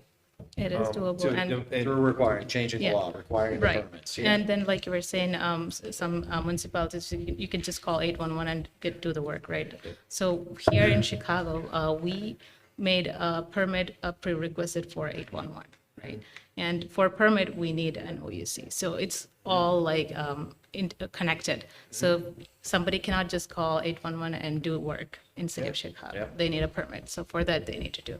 So that's how we could make change, and they can start. It all ties together. Ties It together. didn't happen overnight. No. No, it How many didn't. years? How old is OUC? 115 years. 115 years. Yes. And Hopefully Chicago, that's one entity, right? It's just the one entity, not the 300 different towns in Illinois. Like, would OUC have been the same if you try to break it down by neighborhood? Did Garfield Ridge apply to this one? And does West Lawn not apply to this one? But Norridge Park, right? That's kind of how you got to look at it. So just imagine that all the different neighborhoods in the city, there was no OUC, and we had to get each and every single one of them to buy in. How long would that take? Each alderman that we talk to, you got to buy into this, you got to buy into that. You got to tell your people who live in your residents that, you know, it's going to cost an extra $1 a month in your utility bill, but we're going to do this permitting system, we're going to know where everybody's at. Now, scheme it in the state of Illinois. I don't know, honestly, if it's possible to get every municipality on board with that. It's very, very hard. But that's why the one call system, which they can get into, to me is still the easiest way to start avoiding these issues on these long projects, so that they know that they're notified. And then we get an email on that person, who, however they put it in there. If they don't come out, I can find some kind of way to contact them instead of jumping through hoops or just doing what John Burns does and what Intren and what MPL does. We locate all of our own stuff most of the time. We have our foreman trained. We have locators on our trucks because, you know, unfortunately, it is what it is. gotta We be have to safe. adapt, and we still have to make money, and we want to keep our guys safe, so we find ways to do it. So sticking with the Roundtable for Contractors theme, Jim, it sounds like you're a big fan of OUC as well. What have been some of the biggest benefits just for you and your organization from this endeavor? Like, is it It's safety, productivity? I mean, fewer delays, what is it? It's a little bit of everything, right? And again, I don't want to say anything's perfect. John Burns has made a lot of has done a lot of adapting over the years. You know, you make like PGL. You say you went from 4 hits per thousand, 6 per thousand. or 6 per thousand to 1.5, right? We were probably at 10 hits per thousand 5-6 years ago with all sorts of different utilities, and a lot of it was based off of that mentality of we're gonna call in our no-show. If we show up, we're gonna wait our 2 hours. If they don't come out, we're gonna dig and we're gonna hit it. We're not responsible for it. We got smarter We joined, like they said, the Greater Chicago Damage Prevention Council. We got smarter. We started planning. We plan to have somebody there the day before we're going to send out a crew so we can take a look at it. Those OUC prints that are provided to us are a godsend. Even though I know who's going out there, I can still walk that job site, or my CM can walk that job site and see, okay, we should have a fiber right here. All right, there's a lid right there. We got this. There's no marks on it, but this is what's on that print. We know to look for it. Especially when you're working in tight areas where you wouldn't have that lid there, it makes you think, let me go walk down to the corner and see if I see this, so I know who to call it in on. So I can get a hold of that, locator to get over here before I send my guys and girls out here. So to me, the OUC, besides, sometimes it takes a little bit to get approved, to get your permit approved or whatnot, to get the plans to you. Those plans are just a complete, one of our best tools in the field to keep our guys and girls safe. So again, I am a big fan of it, but to answer the question, it's the prints that are provided to us with the existing utilities. Not 100% accurate, but a great guide for us. So, upon that point, it's the prints that's the output of this collaborative process. Yep. What if there's a world in where you could get the prints of similar quality that you're getting right now as the output of OUC? What if you could get that almost instantaneously? Oh, I mean, it is, right? They do it in Great Britain. There is no one-call system in Great Britain. The contractors are in charge of locating their own things. If they bid a job, they get a job. They talk to the utility companies. The utility companies will provide them with their maps that they know, which are still just a guide, right? Not gonna tell you anything that you don't know. And then they all have somebody on their crew or multiple people that know how to locate these types of facilities. I think we're too far in depth into 811 and into Julie throughout the entire country to adapt something like that. In all honesty, I would get laughed at if I told ComEd, hey, I need to go inside of your transformer so I can ring clamp your cable so I can locate this primary running through here, and I didn't go through your years and years of training, right? That's the biggest problem is we've already have this 811 established. It's so hard to get to something like that already does exist. So how do we improve it besides, like I said in the beginning, to me, it's communication. It's just everybody needs to communicate. There's so much lost language in between things. And honestly, for us, we took on that role, so it made it better for us by, adapting to the joint meet process and things like that. But in a perfect world where I got all the prints, yeah, no, that'd be great. That's where OUC, we get all the prints. We provide all the prints through the information retrieval process, right? Even before the planning stage. So that's like a one-stop area where the applicant is requesting for utility information ahead of time and even before they design the plans. And that is fully electronic, and that's one place where all the utilities provide their Atlas pages, and that's, the applicant, the requester can always look back at any time, any point in time, even during construction, what was the what was the utility information at this location, they could just go back and reference that. Oh, yeah, we got it. We store it to our job files. Yeah, and also through the EFP process, when the proposed plan is reviewed, that is like a document that has all the existing utilities plus the proposed plan. So you are seeing one plan set that has all the utility information, right? He was saying instantaneously, so. So Jim, how exactly does your team use the prints in the field? So when you're doing construction excavating work, you still call in the 811 ticket, right? And then you have team members who have the prints in hand. Do they use it to validate, or as just a second data point of what the paint on the ground? I mean, how exactly do you use it? So we go a step above most other contractors. I kind of mentioned a little bit, we had issues 5-6 years ago where I can tell you the data literally hitting 60 different types of utilities a year. Most of the time, we were only about 5 or 6 at fault per year, which is a pretty good number. But like they said in the first couple sessions, that downtime could average anywhere between a 3-man, 4-man crew.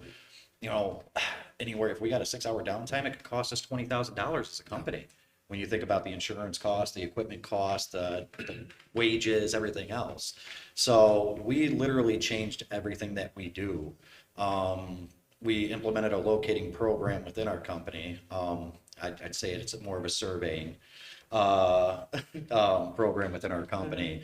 I was actually not gloating too much, but I was the one who started it. I would come in and I would actually go look at the job sites. I have a lot of extensive locating background. I know how to find things. I know how to find every type of thing. So I would go out, walk the job sites, and I would actually check on them too, to check for the validity of the locates. Now, if you want a hard number, right, because we got to find out our ROI on that, right? What's our return on investment? The best way to do it, I've trained our guys too. Everything is in our CMIC or Procore or HCSS or what anybody uses. All those prints are there for our foremen. They know how to read them. They're held accountable for it too. But the return on investment last year, so 2023, John Burns hit 6 different utilities throughout the year. We were at fault for 0. In 2024, we hit 8 utilities throughout the year. 2024, we had 230,000 labor hours, of which probably around 170,000 labor hours in the city. And as most of the guys in here know, we have the streetlight contract. There's not many people who are crossing more gas services with directional drills, doing that dangerous type of work as we are. There's only a few other companies I know of in the city that cross it like we do. And that's an excellent practice, because I know for a fact that actually People's Gas and North Shore Gas uses a similar practice. They don't give their their crews locators, but they do give them, I won't say the brand, but one that is more like a higher level locator for metallics. They can switch to 60 hertz, and they verify the marks. Yep. Okay. So they see the mark out there, they take out their beep, put in the brand in there, and they verify the marks. And if it doesn't look right, just visually, or if it doesn't seem right, they're not getting the 60 hertz on top of that electric, they stop and they call it in. Yeah, and the beauty of the joint meet, I don't have to call in an incomplete on that one. I already met the locator. I have the locator's info. The locator has my info or has the CM's info. We can call the locator directly. We can get that interconnection directly in there. And when you tell them electric, I think your electric's off by 3 feet right now. That's an important thing. They know electric, if you hit it, it's going to kill you. They're going to come out there. And the more and more we work with each other, because we're helping you too. Yeah. We could just hit it and you could be at fault and get fired. And I don't want to do that because it could kill my guy. So let's all communicate. That's been the message that we had here to get everything working. And like I said, it's paid off. The return on investment's been insane. I can't tell you how much money, 55 hits of downtime to 5 hits of downtime saves you throughout a year. So, So- and I gotta say too, with my former company, we were hand in hand with John Burns, and one of the things that we found, the system that worked was like, the company took a vested interest in like, okay, let's walk this project out, and let's go house to house to house to house. Make sure everything looks good. And then as a local contracting company at the time, you kind of sign off on it and say, yeah, everything looks good.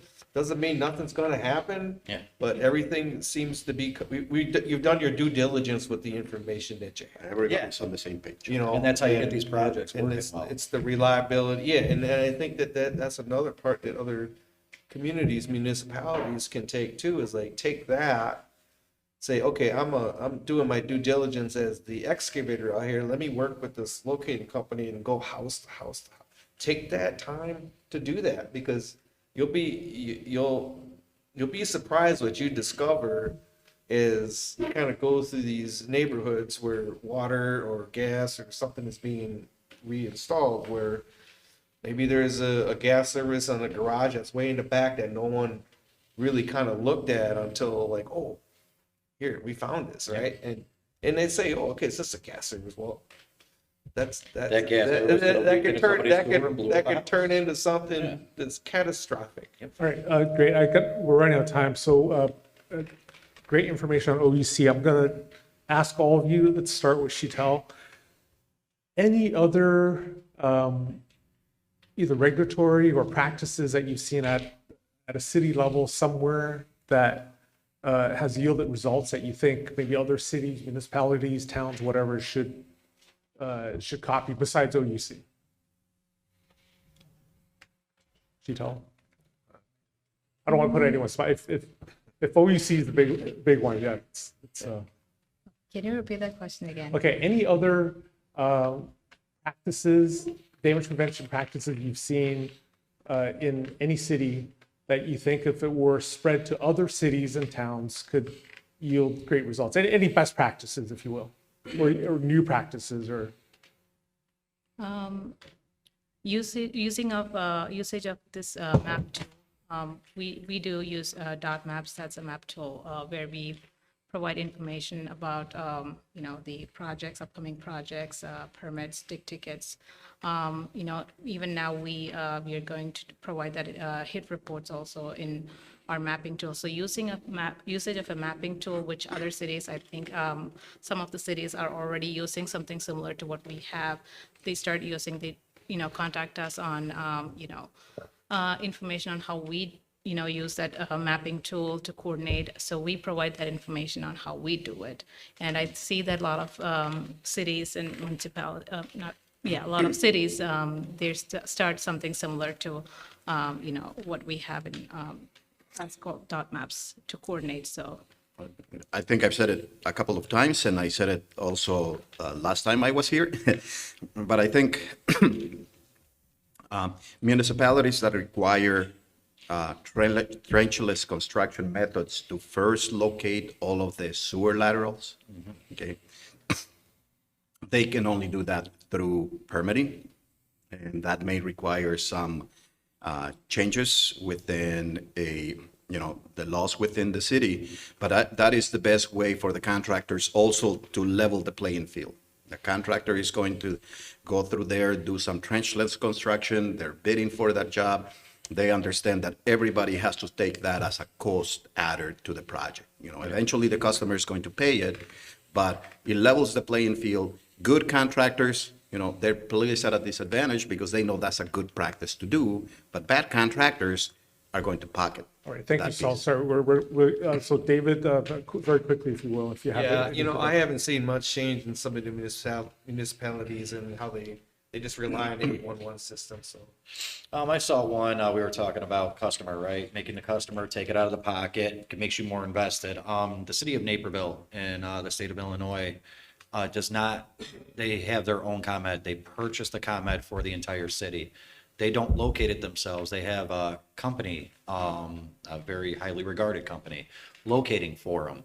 So they're paying for it. They're paying for it for their citizens. And it's not perfect, but it's so much easier when I'm in that municipality to get that type of facility located. So it's kind of an off the wall one there with Naperville, but that is one that I've seen before in the past, that they actually purchase the entire utility from the big utility company and charge it to their homeowners. All right, thank you, panelists. Can we all give them a quick hand, please? All right, for those watching, we're going to be back in 8 minutes. Thank you. I didn't pee my pants or puke. Good afternoon and welcome to Planet Underground's The Roundtable for Contractors, live from HBK Engineering in Chicago. We have a live audience here as well as many watching the LinkedIn live stream. Please submit any questions you have via the live stream and we'll try to get to them. I'm Jimmy Wang with the Creative Partners. I'm going to have the panelists introduce themselves and their company, starting with John Brooks on my left, and then I will kick it off with a question. Hello, everybody. Appreciate being here. I am John Brooks from the City of Chicago, Department of Infrastructure Management, 811 Enforcement. Kevin Basham, MPL Construction. Fred Lesage, I'm a construction risk engineer with XXL Insurance. Joe Padillac, contractor representing Pennsylvania Utility Contractors Association. Thank you, everyone. So I'm going to kick it off with this question. Do some states or, we have John Brooks from the city, do some states / cities, municipalities enforce damage laws in an uneven manner, creating disproportionate burden on contractors? I'm not really familiar with other states.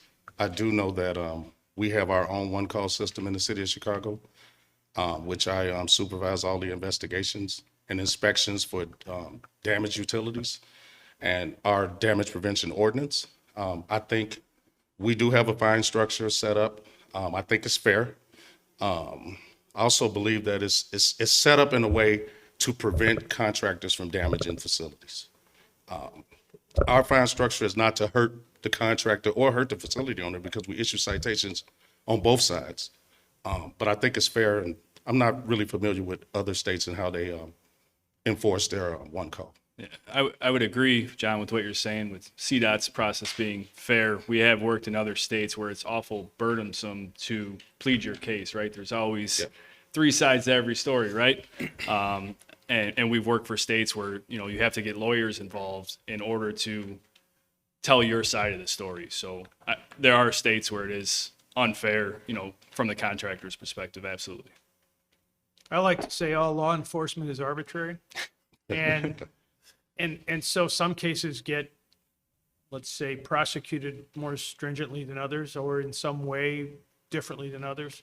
And looking at the state of Illinois' one-call enforcement data, the number of enforcement actions has to be way lower than the number of damages. There just aren't enough enforcement actions there to say that they're hitting everything. So that means that, to me, what that's telling me is that sometimes when somebody hits something, they pay a fine, or sometimes they hit it and they don't. And so I sort of question what the point of the enforcement action is in the first place. If I can give you a little background, being from Pennsylvania, obviously our laws are a little bit different than here in Illinois. Our background, our Act 127 was actually just every 10 years as a rewrite. There was just a rewrite done in April 2024. The way it's set up is that the rewrite's done, the laws are put out. The Pennsylvania Utility Commission is the enforcement arm of the law. And there is a fine structure that is set up. There's about 50 potential fines within that structure. Out of that, 21 can be assessed to excavators, 17 can be assessed to facility owners, and then from there it goes down to 5 and less to the designers, the one-call system, and then the actual project owners. So there is the facility owners and the excavators bear the brunt of those fines. I would like to sit up here and sort of agree with you guys that our structure is fair. Our contract, from the contracting standpoint, we see very unfairness across it. For example, if a utility company mismarks utility outside the tolerance zone, their first fine is $500. If we fail to use prudent measures within the tolerance zone, our fine's $1,000. If a utility doesn't respond within a timely manner, their first fine is $250. If we operate outside of our time constraints within the law, our first fine's $1,000. So we're talking 300% more. So there's some discrepancies there that we see that are, unfair from our standpoint. So when it comes to enforcement actions, going back to my original point, is there always an enforcement action when there's a utility strike? So that's a good question. The way it is, we have mandatory reporting. I don't know how it is in Illinois. So if there's an incident, if there's a mismarked utility, if we find a designer's at fault, there's an alleged violation report that gets filled out. That's mandatory. If you don't fill that out, you can get fined as well. So we have found that since this has been in place, and actually the PUC has been since the other rewrite, so it's been about 11 years now, we have noticed that this mandatory reporting makes it very good that everybody's, being brought to the table. Back to your question as whether there's damages or not. So we do see a skewed, when they get all of the AVRs in, there's a set of investigators. Excuse me, an AVR, it's a... alleged violation report. Okay. Right. So then that, whoever's filling it out, and everybody's required to fill it out, if there's an incident. At that point, then it's reviewed. But what we've noticed is that when a contractor fills out an alleged violation report and there's not a damage, that report seems to exist but not really be put into numbers per se. That's because all law enforcement is arbitrary?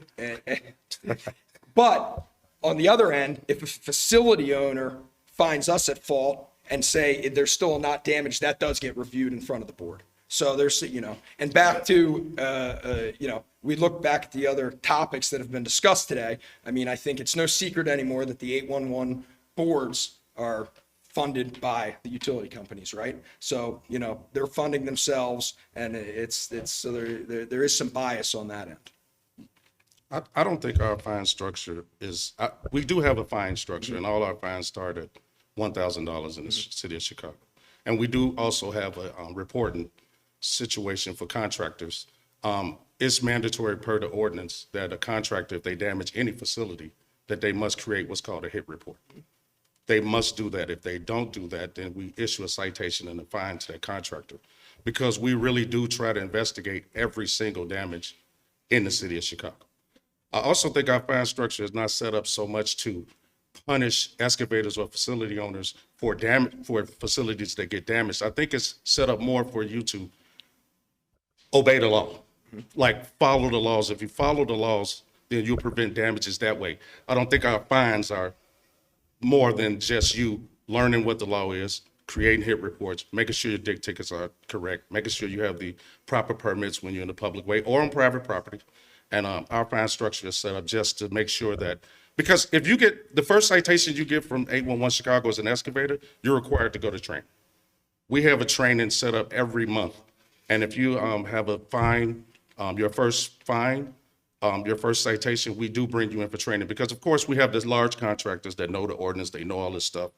We even go to their places of business and do trainings every year, in the off season. However, the small guys, the small contractors, the plumber, guys that, the family business, that's part of the reason why we have training as a part of our initial phase if we give you a citation. So John, Joe gave a high-level overview of some of the fines in Pennsylvania. I'm curious, in Chicago, you said $1,000 is the minimum fine. Is there a fine for late locates? Yes. Well, if a facility owner doesn't locate within the time frame of a request, then yes, we can issue them a citation for not locating, especially if there's a damage. When you say you can, so you have discretion on whether to issue it or not? Say that one more time. You said you can issue them a citation, so that implies to me you have some discretion on whether you issue it or not for a late locate. No. If you don't locate, if you locate late, we have a process where the excavator can call in and say, hey, there was a no-show. And then, our facility owners have a certain amount of time, which is 48 hours to come out and locate. 2 hours. If it's a no-show or an incomplete locate, they have 2 hours to come out. We give them the option. We don't issue a citation in that sense. If somebody calls in a no-show, let's say a facility owner doesn't show up, the excavator can call in a no-show, and they have 2 hours to come out and complete their locate. So as long as they show up within that 2 hours, they can avoid as long the as they fine. show up, yes. So what if they don't? If they don't show up and they don't locate and there's a damage, yes, we will issue a No, citation. what if they don't show up in the 2 hours and there's no damage? Then we urge the excavators or any parties involved to contact us, and we'll contact that facility owner and make sure somebody gets out there to locate. And what if they don't come out? Then that's a problem. Is We there- haven't issued a citation in a situation like that where somebody called in a no-show, and I understand what you're getting at. We haven't done that. It's not an ordinance to just issue a citation if the proper calls are made through our process. However, if you don't show up, we will issue a citation to the facility owner for not showing up and locating their underground facility. Okay, so, and I'm not singling you out, but you're an enforcement guy. You're the only enforcement guy on this panel, right? That's correct. What I found interesting is you introduced your department as it was set up to prevent, and these are, I believe, your exact words. It was set up to prevent contractors from damaging facilities. That's correct. Is there anything in your charter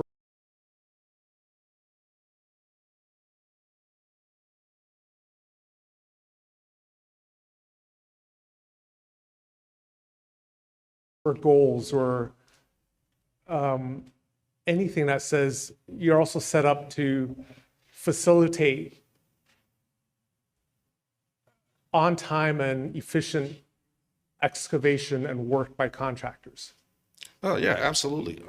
We definitely facilitate and try to make sure that any area in the city of Chicago where excavation occurs, that it's located properly, that all of the rules are followed, there's safe digging practices. So yes. You said located properly. Is on time inside properly? On time and within tolerance of your existing underground facilities.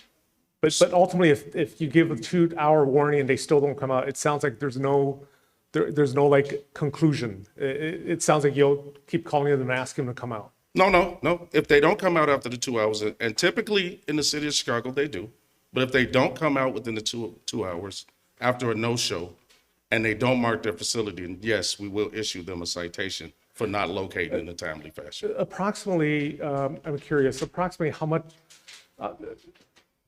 many dollars have been issued for contractors damaging facilities? And how many dollars have been issued to facility owners for late locates? I don't have those numbers, approximate numbers. I do know that most of our citations go to facility owners as opposed to excavators because of mislocates and not locating.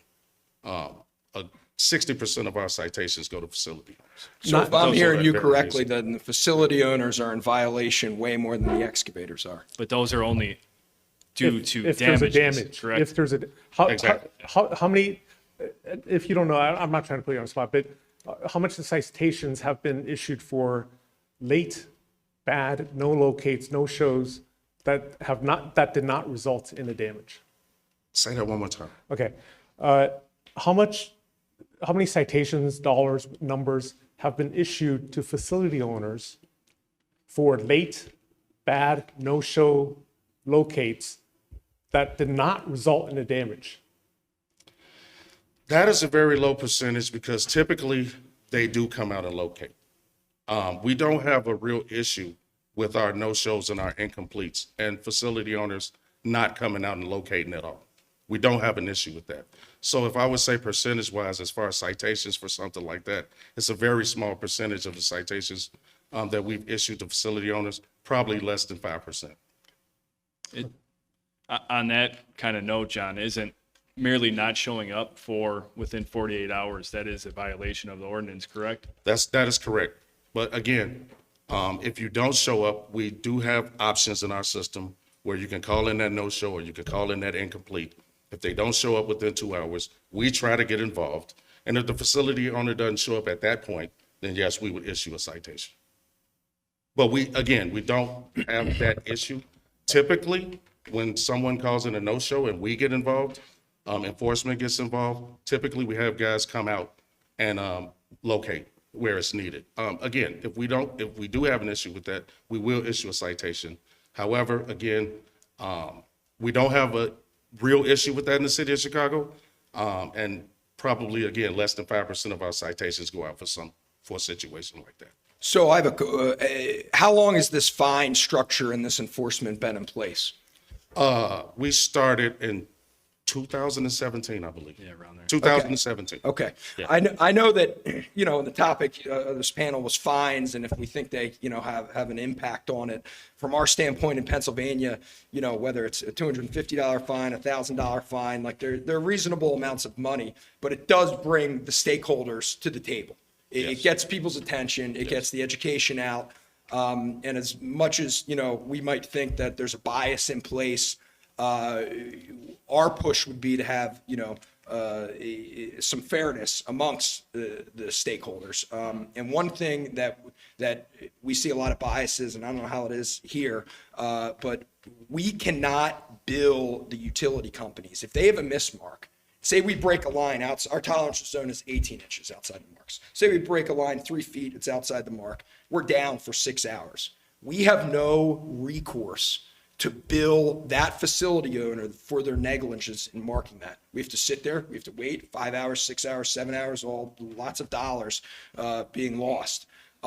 Pennsylvania has an economic loss doctrine that says a contractor can only bill if one of our guys gets hurt, somebody gets injured, somebody, gets hurt, or there's damage to one of our equipment. That's the only way we can pursue the utility company directly.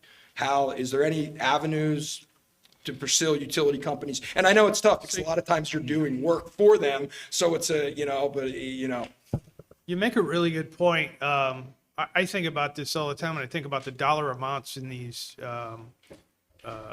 fines.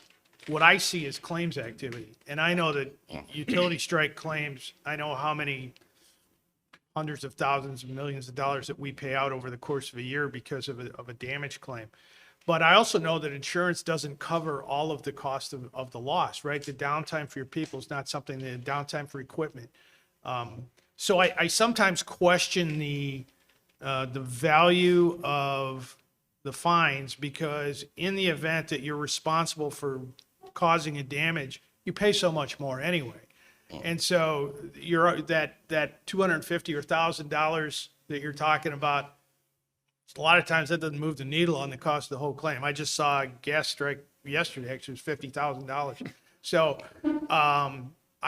that's against the contractor. Right, That right. $50,000 Yes. is a bill being sent to the contractor. Which then turn around and get sent to And me. they get sent but, to you. Yeah. And there's no incentive for the utility companies to change their habits until contractors can bill them for their negligence. See, that's the thing. I think that the economics really are against the excavator, and it seems to me like that. Now, maybe you make a good point though, in that the fine structure brings people to the table, right? So that Correct. It does make the conversation happen, and so you get some of that makes some sense. But the other one that I see in our claims, and you guys may have seen this because you're excavators, but we get claims for damages that are discovered long after the fact. So somebody nicked a gas line sometime in the distant past, and there's research done to find out who had a dig ticket there, and then they go back and bill the guy who called in the dig ticket. I've always wondered, well, how do you know it was him? Because Dirt Report says 50% of the damages occur when nobody called in a dig ticket. So for all I know, somebody was digging out there and it wasn't them. So it's the people that are following the law that end up getting hit for the damages. So the other question in that scenario is then, is there enforcement action associated with those types of events where, we discover because somebody had a water leak, somebody hit this sometime in the past, we don't know when. Well, our workflow, in a situation like that where you're excavating and you find something that was damaged in the past. Right. Yeah, our workflow starts with a hit report.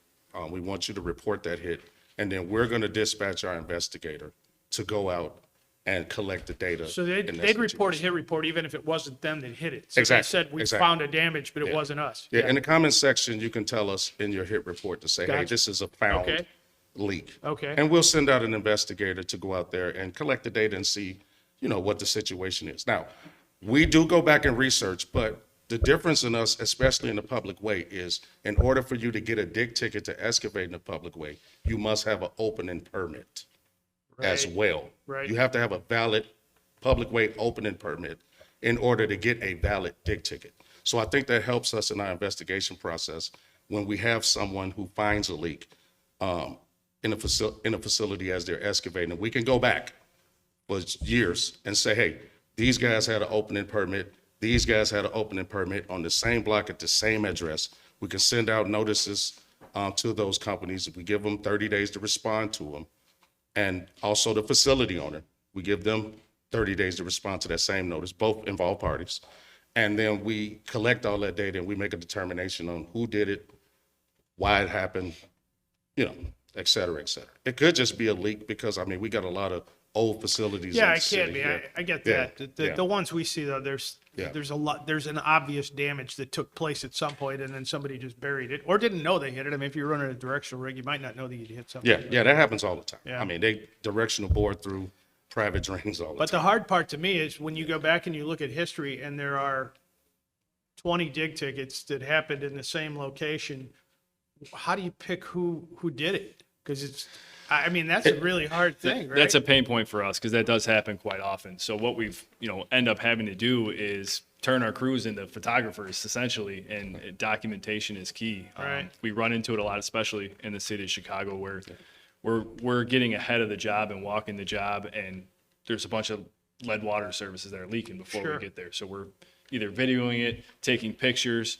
calling it in, making sure that they know, hey, this this was a pre-existing condition, this didn't happen, because you will get a fine. You know, even if we do work all over the state and a lot of work in the city, we may have had previous tickets there where it's, you know, John's going to go look at our previous tickets. Well, it wasn't involved. This didn't happen on any of those tickets. You can see we didn't excavate. Here's our pictures. Here's our documentation. I'm calling it in as a pre-existing leak. I always feel bad for the contractor in those situations. If it wasn't you who discovered it, if it's somebody else discovered it at some point and you get the bill anyway, it's sort of like you're guilty until you can prove yourself innocent and say, I didn't do that, you know, and that's a very difficult thing. Sometimes it's easy, sometimes it's not. You know, if you can go in and say, well, we were actually excavating on the other side of the street, here's a photo of that, it wasn't us. You know, you can say those kinds of things. Sometimes it's hard. Yeah, it is. And we have another layer to our investigation process. Even if we issue a citation, you do have the option to have it reviewed by an evaluation panel. We have an 8-member panel that meets every month. If we issue you a citation and you don't agree with it, and you have evidence to say that it wasn't you, that it was something else, you do have the option to request a review by an evaluation panel. 8 members of the panel, they all come from the damage prevention community, the state of Illinois and the city of Chicago. They'll review the information independent of us, and they'll make a decision on whether we have enough evidence to uphold that citation or to dismiss it. So we do have that option as well. Real quick, back to your panel. Who, you said they come from the damage prevention side. What, do you know who makes up the excavators, facility owners, a combination, city officials? The Greater Damage Prevention Council members Okay. vote for the 8 panel members. Okay. Some of them are facility owners, some of them are excavators. Some of them are represent departments for the city of Chicago. Water is there. Okay. ComEd is there. Highland is there. People's Gas is there. 8 members, and they'll review our cases and all the information that we submit, or the contractors submit, or the facility owners submit, and they'll make a determination on whether they're going to uphold that citation or not. Is that like a public hearing? Is that like a public hearing? The hearing is not public. The results of the hearing is public. Okay. And then even after that, let's just say the evaluation panel upholds your citation. The last option we have in our workflow is for you to actually appeal it and go to court. Okay. You can appeal that. Does the contractor, when they're evaluating your investigation, is the contractor there to defend themselves? No. It's all just No, evidence? we don't. We don't want to start a dog fight in the middle of a panel hearing. In PA, they have, Just- when we get to that point, the committee's made up of 13 members. There's 3 excavators on it, facility owners, some other entities, utility owners. And the contractors can come to those meetings. They're broadcasted on a live stream, and, you know, they can, Yeah. I mean, as we said, get pretty live. we have our review. The contractors can come and hear the voting results. Okay. Okay. Once the voting results come and they uphold your citation, you can notify us in writing within 30 days to appeal your case. We'll send it to our legal team, and they'll set up a court date where the contractor can show up with their attorneys and So they can take it up the stream then. Yeah. Through an appeals process. Yes. You know, I was thinking about contractors. You guys work in the dirt all the time, right? You're it's a prime part of your line of business. But we insure contractors who, you know, like where somebody who's like you might have 2,000 live tickets going today. We have contractors that maybe do 3 tickets a year. And a lot of times I feel like under the enforcement mechanisms, all contractors, all excavators get treated identically. And so if you happen to be I don't know, you're an electrical contractor and you happen to do 2 streetlight systems this year where all the rest of your stuff was wiring inside commercial buildings, you're held to the same standard as the guy who's putting in miles and miles of gas line or fiber somewhere. And that's a really tough thing. I may have an unpopular opinion as an excavator, but you know, I think that's where that education piece comes in. John mentioned with 811 Chicago that your first violation is education, and you know, even further violations. I think it's imperative that money if it's a monetary penalty, goes back into education. We've had numerous times, whether it's 811 Chicago, Julie, come to our facilities, and that's funded by violations. So Right. I think, there has to be some sort of warning. There's a lot of, smaller companies who are trying to break into different states who may not be 100% familiar with the requirements Yeah, I of think their it's not 811 just system. small So- companies either. Some of them are pretty big companies, but they don't get into the ground very often. But when they do, they run afoul of this stuff. So maybe it's about, staying in your lane and knowing what your business is and understanding that. So that education piece probably is important that way. And it's probably a learning process for them. Yeah, The more that, Yeah. like we're doing it every day, multiple Right, hundreds of right. tickets going in. And PA, we do have the same, our states are pretty similar in sort of how we operate. There is education. Out of the 50 violations, the majority of them do start with a dollar amount, followed by education as well. Some have warnings, if it's a homeowner, homeowners are not they're liable too to follow the act. So there are some standpoints on that as well. But back to your point on the finding process in general, I think it's, again, maybe an unpopular opinion against, for contractors, but I think it's necessary. And the reason being is it levels the playing field for contractors who want to do the right thing. Safety costs money, right? All these damage prevention extra steps we have to take cost money. Nothing's free. It really levels the playing field when we go to bid jobs. Everyone's following the same rules or they have the same consequences. It's just like the speed limit, if there's no consequences for not obeying the speed limit, who cares, right? But it really helps level the playing field if you have a contractor who wants to come in and just rip and tear and damage Oh, everything. yeah, right. Yeah. Yeah, yeah. Yeah, absolutely. Yeah, And we're- back to your point, to have different contractors, different levels experience on there, talking about just contractors, but if we look at all the stakeholders involved, do I think it's fair that a landscape guy that employs 3 people get fined $1,000 where he's doing a $10,000 job, or a company that has 100 employees that's doing $50 million a year get fined? No, it's an unbiased fine. Yeah. And it's the same thing from our contracting standpoint, that same contracting company with 100 employees that might do $50 million a year, they might be paying the same $1,000 fine as the gas company that's doing billions of dollars a quarter. Like, how is it proportional? A little bit more proportionality might cause, companies to pay a bigger attention to maybe marking their facilities. So if I could jump in here, going back, it's a great discussion, going back to the topic of fines and laws for contractors, not enough or overkill, right? I just consulted Dr. Google, and basically the fines in the city of Chicago. And we're in Chicago, right? So that's, I'm not singling out Chicago for any other particular reason other than we're in here. We're here right now. So in 2023, the fines given to excavators totaled $207,500. Okay, the fines to facility owners totaled $191,000. So actually more were to excavators. And the fines given to locators was 0. This is at cityofchicago.org.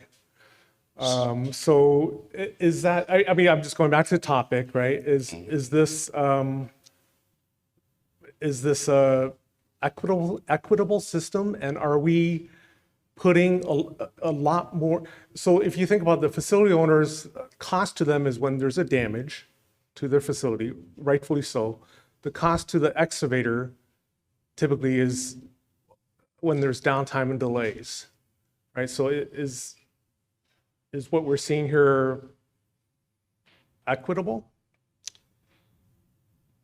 Well, that sounds. They're pretty close, right? Yeah, pretty close. I think overall, if you look at the numbers, the facility owners pay more. But as far as the locators, most of the facility owners, we have some facility owners that locate their own facilities. For example, ComEd. So if ComEd gets a fine as a facility owner, they pay it themselves. However, the city of Chicago hires locators to locate for them. So I'm not sure how they handle that. If their locator mismarks or doesn't mark or doesn't show up and we issue them a citation, however they handle that in-house. So you probably won't see those numbers. And you probably in won't there. see the city of Chicago finding themselves, right? Pretty much. Yeah. Yeah, but, So I but know.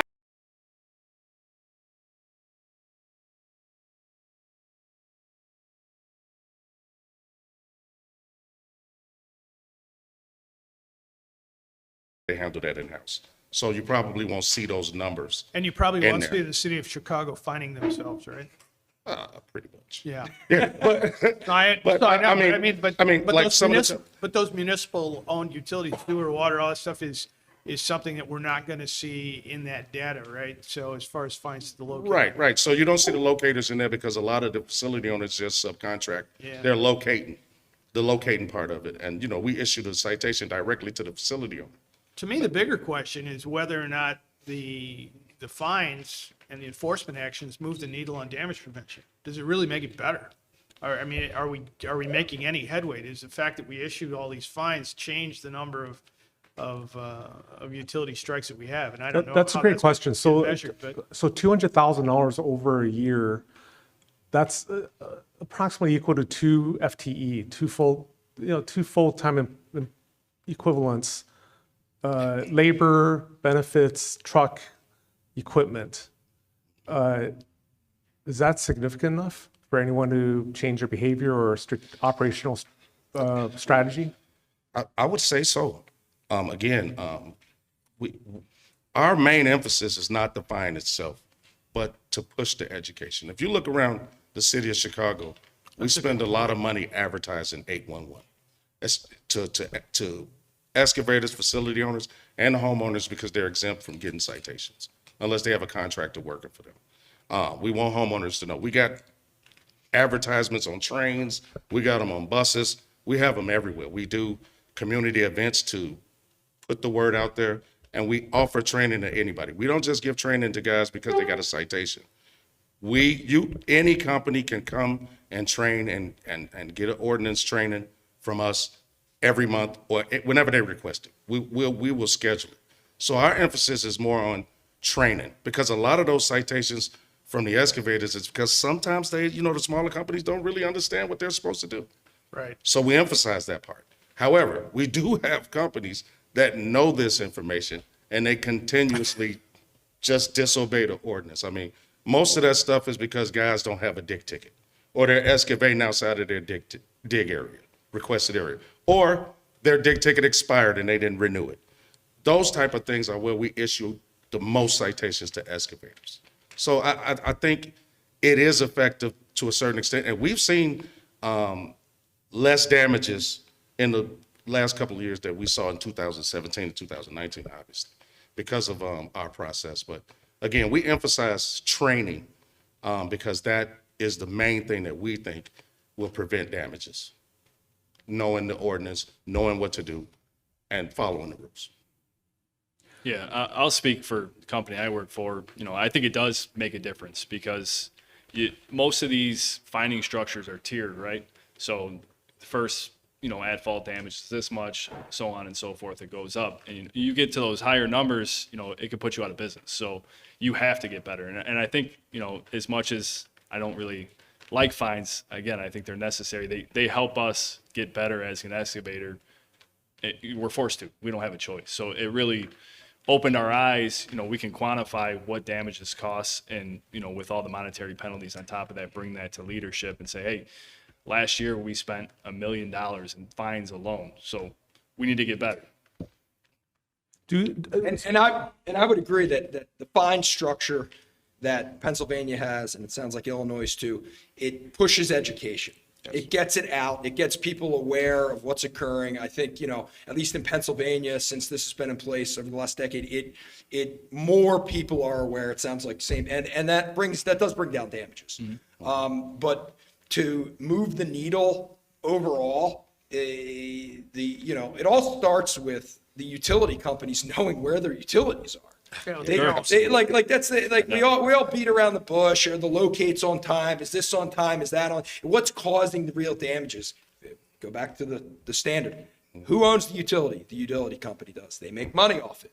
They should know where the utility is. If they don't know where it is, per the law, whatever those inches are, they should be fined. We should be able to bill them. They should have to have insurance companies pay out to contractors. That'll get their attention. That'll have them start looking in the mirror and say, hey, well, maybe we should spend money up front to go locate all those utilities where we don't know where they are. So I'm curious, do the fines actually escalate?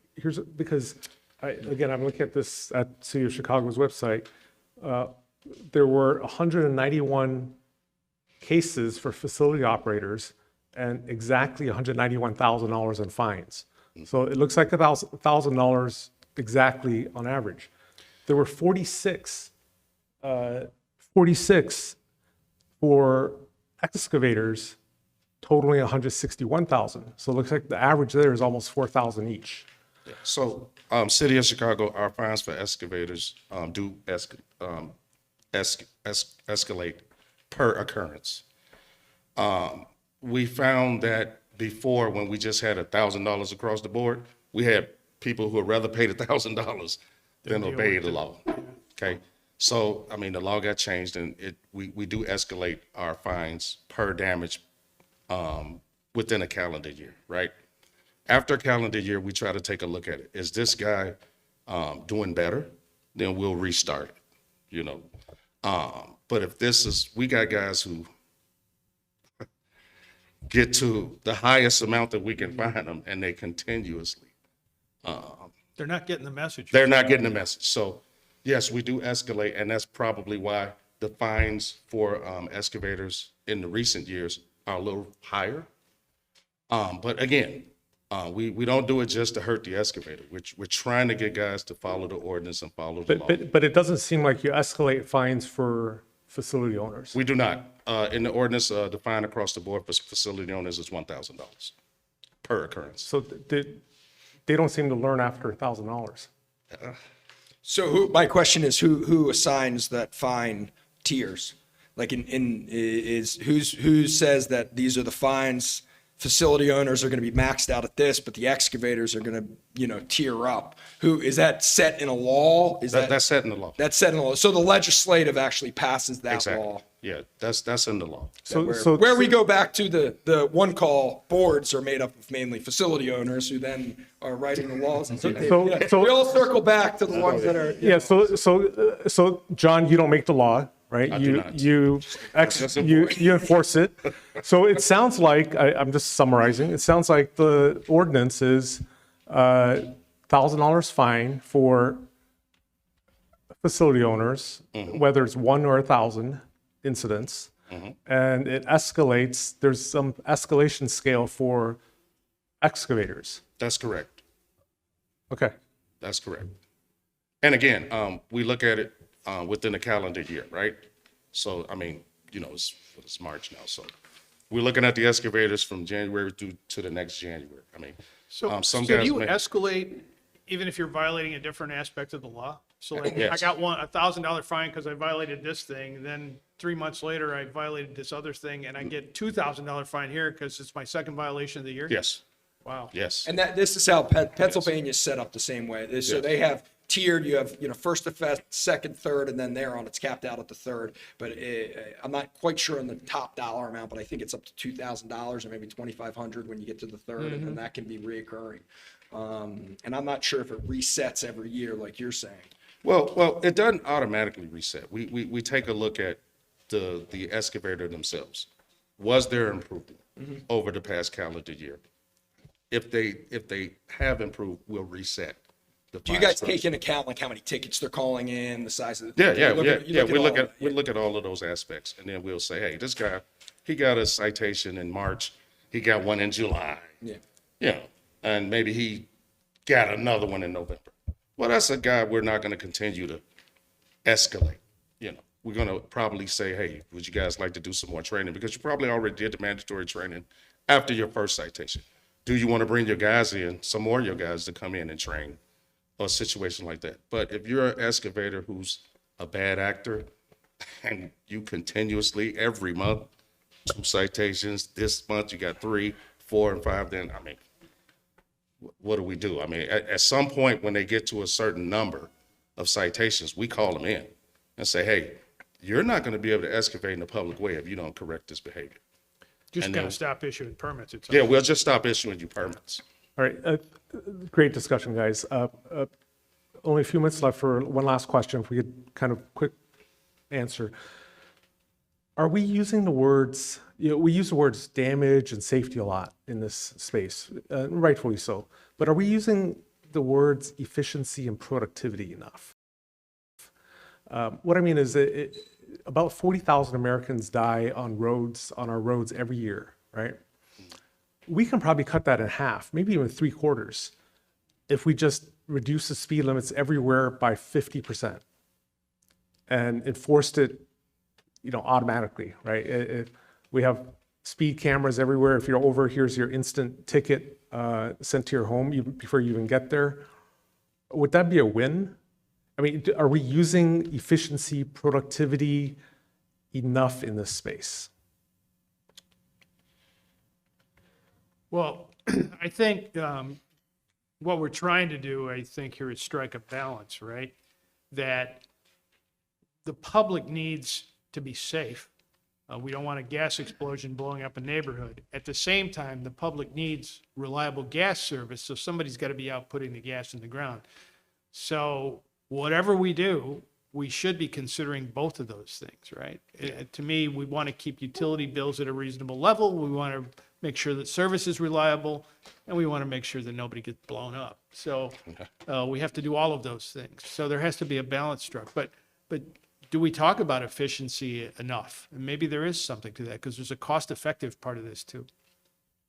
And I would agree. It is a combination of being efficient, striking that balance. Because number one, we want all of our guys as contractors, as you guys investigators, everybody, the general public, we don't want anybody getting hurt, whether it's, a utility issue, a trench issue, a dump truck backing up. We don't want anybody to get injured at all. That's number one. But then it goes to, back to the efficiency and productivity. I hear both of those words, and then the next word's money. All of that leads to money, right? Savings on how much pipe you're getting in the ground, on how many locates a locator's getting done a day. In PA, sometimes they get paid by the ticket, so they're running around trying to do 50 tickets a day to get their $500 a day or whatever it is. But it's back to the balance and operating in some level of balance with that. I think it's a big issue. I mean, I don't think it's any secret as a contractor, we're in business to make money. So anything that slows that down, cuts in to the bottom line. And it is what it is. It's not a secret. Safety always comes first, but right beside it is productivity. So it is a piece, and then you throw on top of it, margins are getting smaller and smaller and smaller, and you throw on monetary fines, and it is a big balance. All right, on that note, we'll have to end it. Can we have a hand thanking our panel, please? Special thanks to John Brooks for taking these. John, next time, bring a second regulator.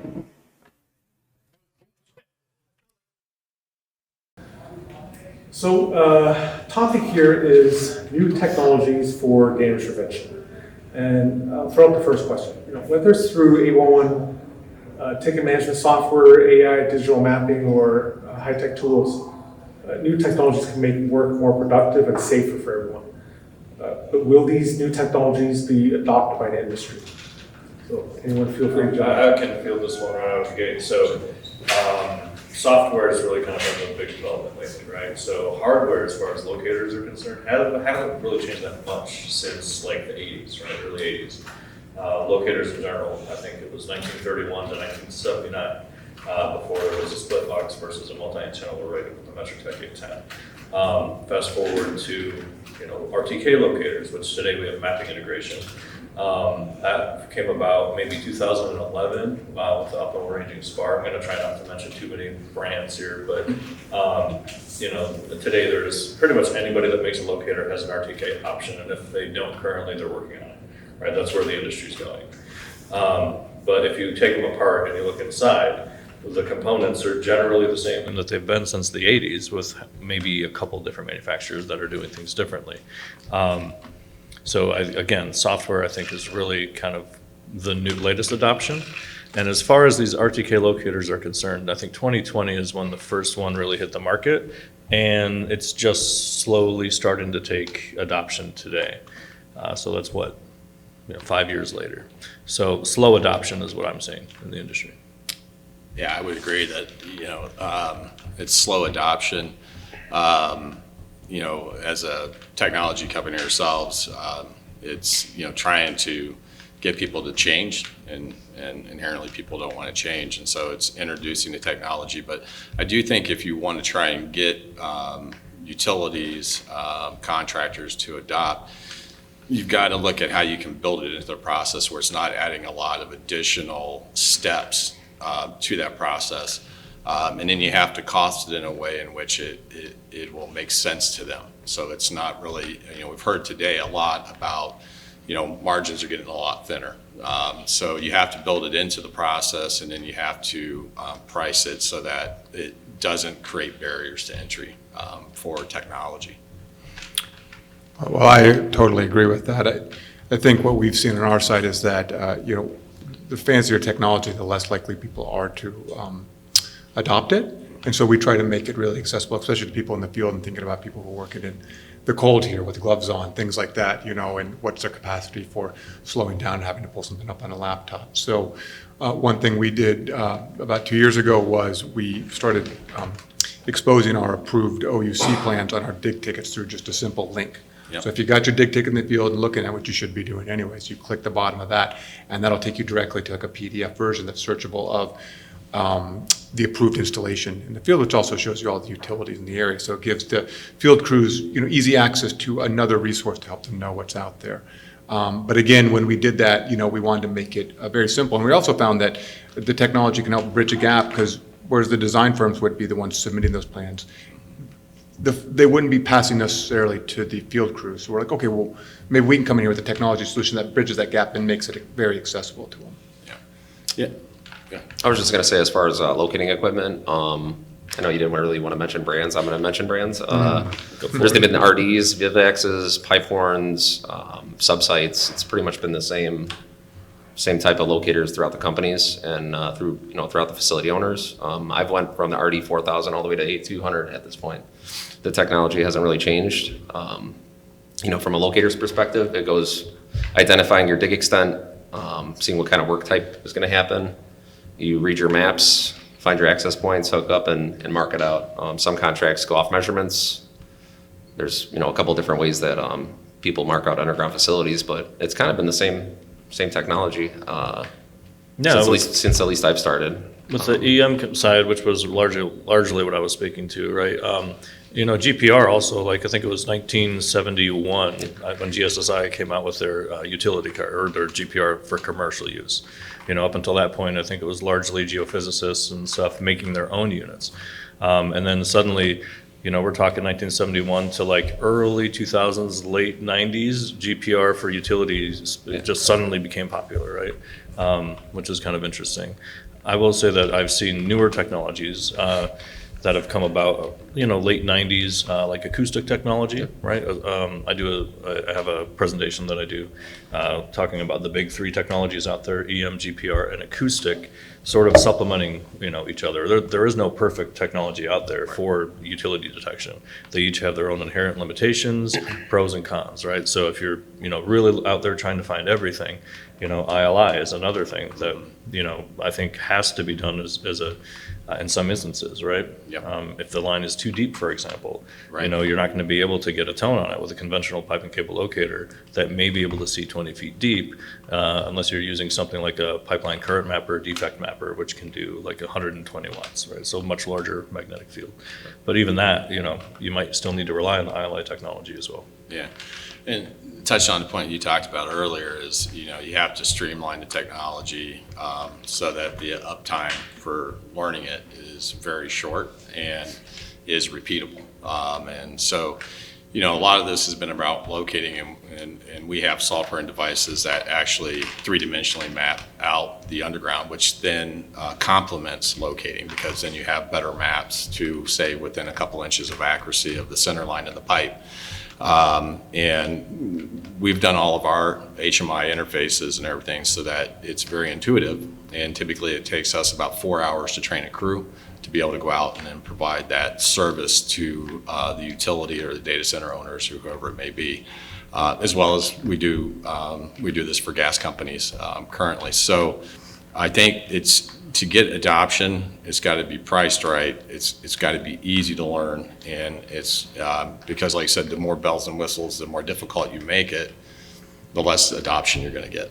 And I think, one of the barriers has been largely, how do we deploy this? How do we use it, right? You mentioned training. That's what I do, so I'm going to talk to that probably a lot today. Yep. But, we've been able to boil down training for this RTK locator technology that's out there to a one-day training course where we don't talk about electromagnetic pipe and cable locating at all, right? That has to be fully understood by the operator. You have to be just not even thinking about locating, right? You're just focusing on collecting good quality data and knowing what good data is versus bad data. Some of these panels and stuff over the years, we've heard people say, and even committees, right? Any data is better than no data. Well, I don't agree with that personally. Right. Good data is better than no data. Bad data could get somebody killed. Yeah. Right, which is something that we don't want. So how do we make sure the data is good? Right. Right, while we're collecting it, right? You got to do on the fly QA/QC and Great point. self-check. It's a great point. And going to what you're saying too, I think we all kind of get excited about like what's possible. Look at this new technology. We've been to plenty of conferences and other demos where we've seen these small scale, products. This could be really amazing. But we also have to remember some of the fundamental things, right? And exactly, in garbage in, garbage out. So we'll see improvements in locating technology. We'll see improvements in mapping technology. But if the maps that are being fed into these systems are inaccurate, right, and they don't even have the Z-score for it, then how do we know that the locates are going to actually be getting better? So we have to kind of keep in mind sometimes, at least on our side, yes, these things are exciting, but there are still like very basic things we could probably do a little better at.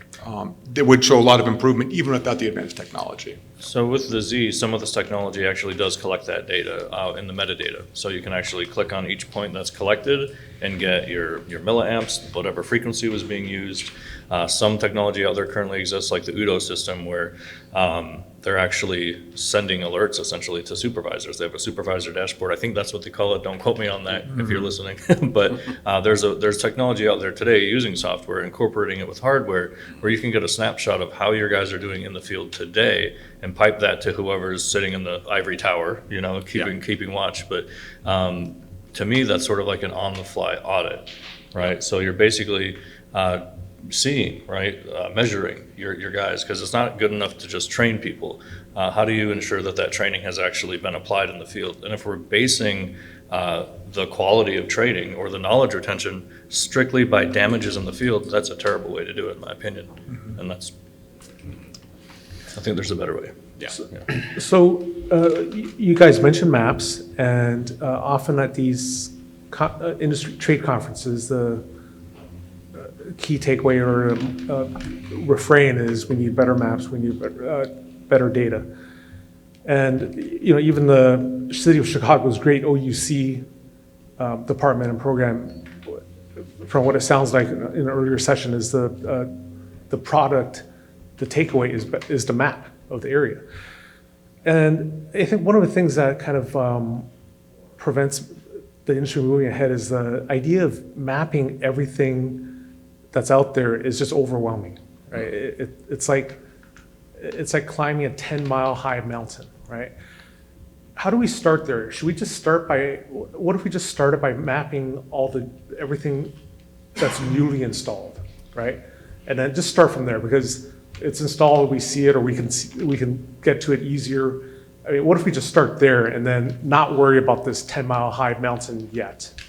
Yeah, I mean, that's currently what we do is the vast majority of what we do is new build, so greenfield, whether it's data centers or it's gas utilities installing new distribution lines, long haul contractors, et cetera. So everything that we do, or the vast majority of what we do is new builds. And I think that's where you start. There was the discussion earlier about, maybe creating a database of maps that a locator could get a hold of. So when he goes out to do his locate, he's got a really good map.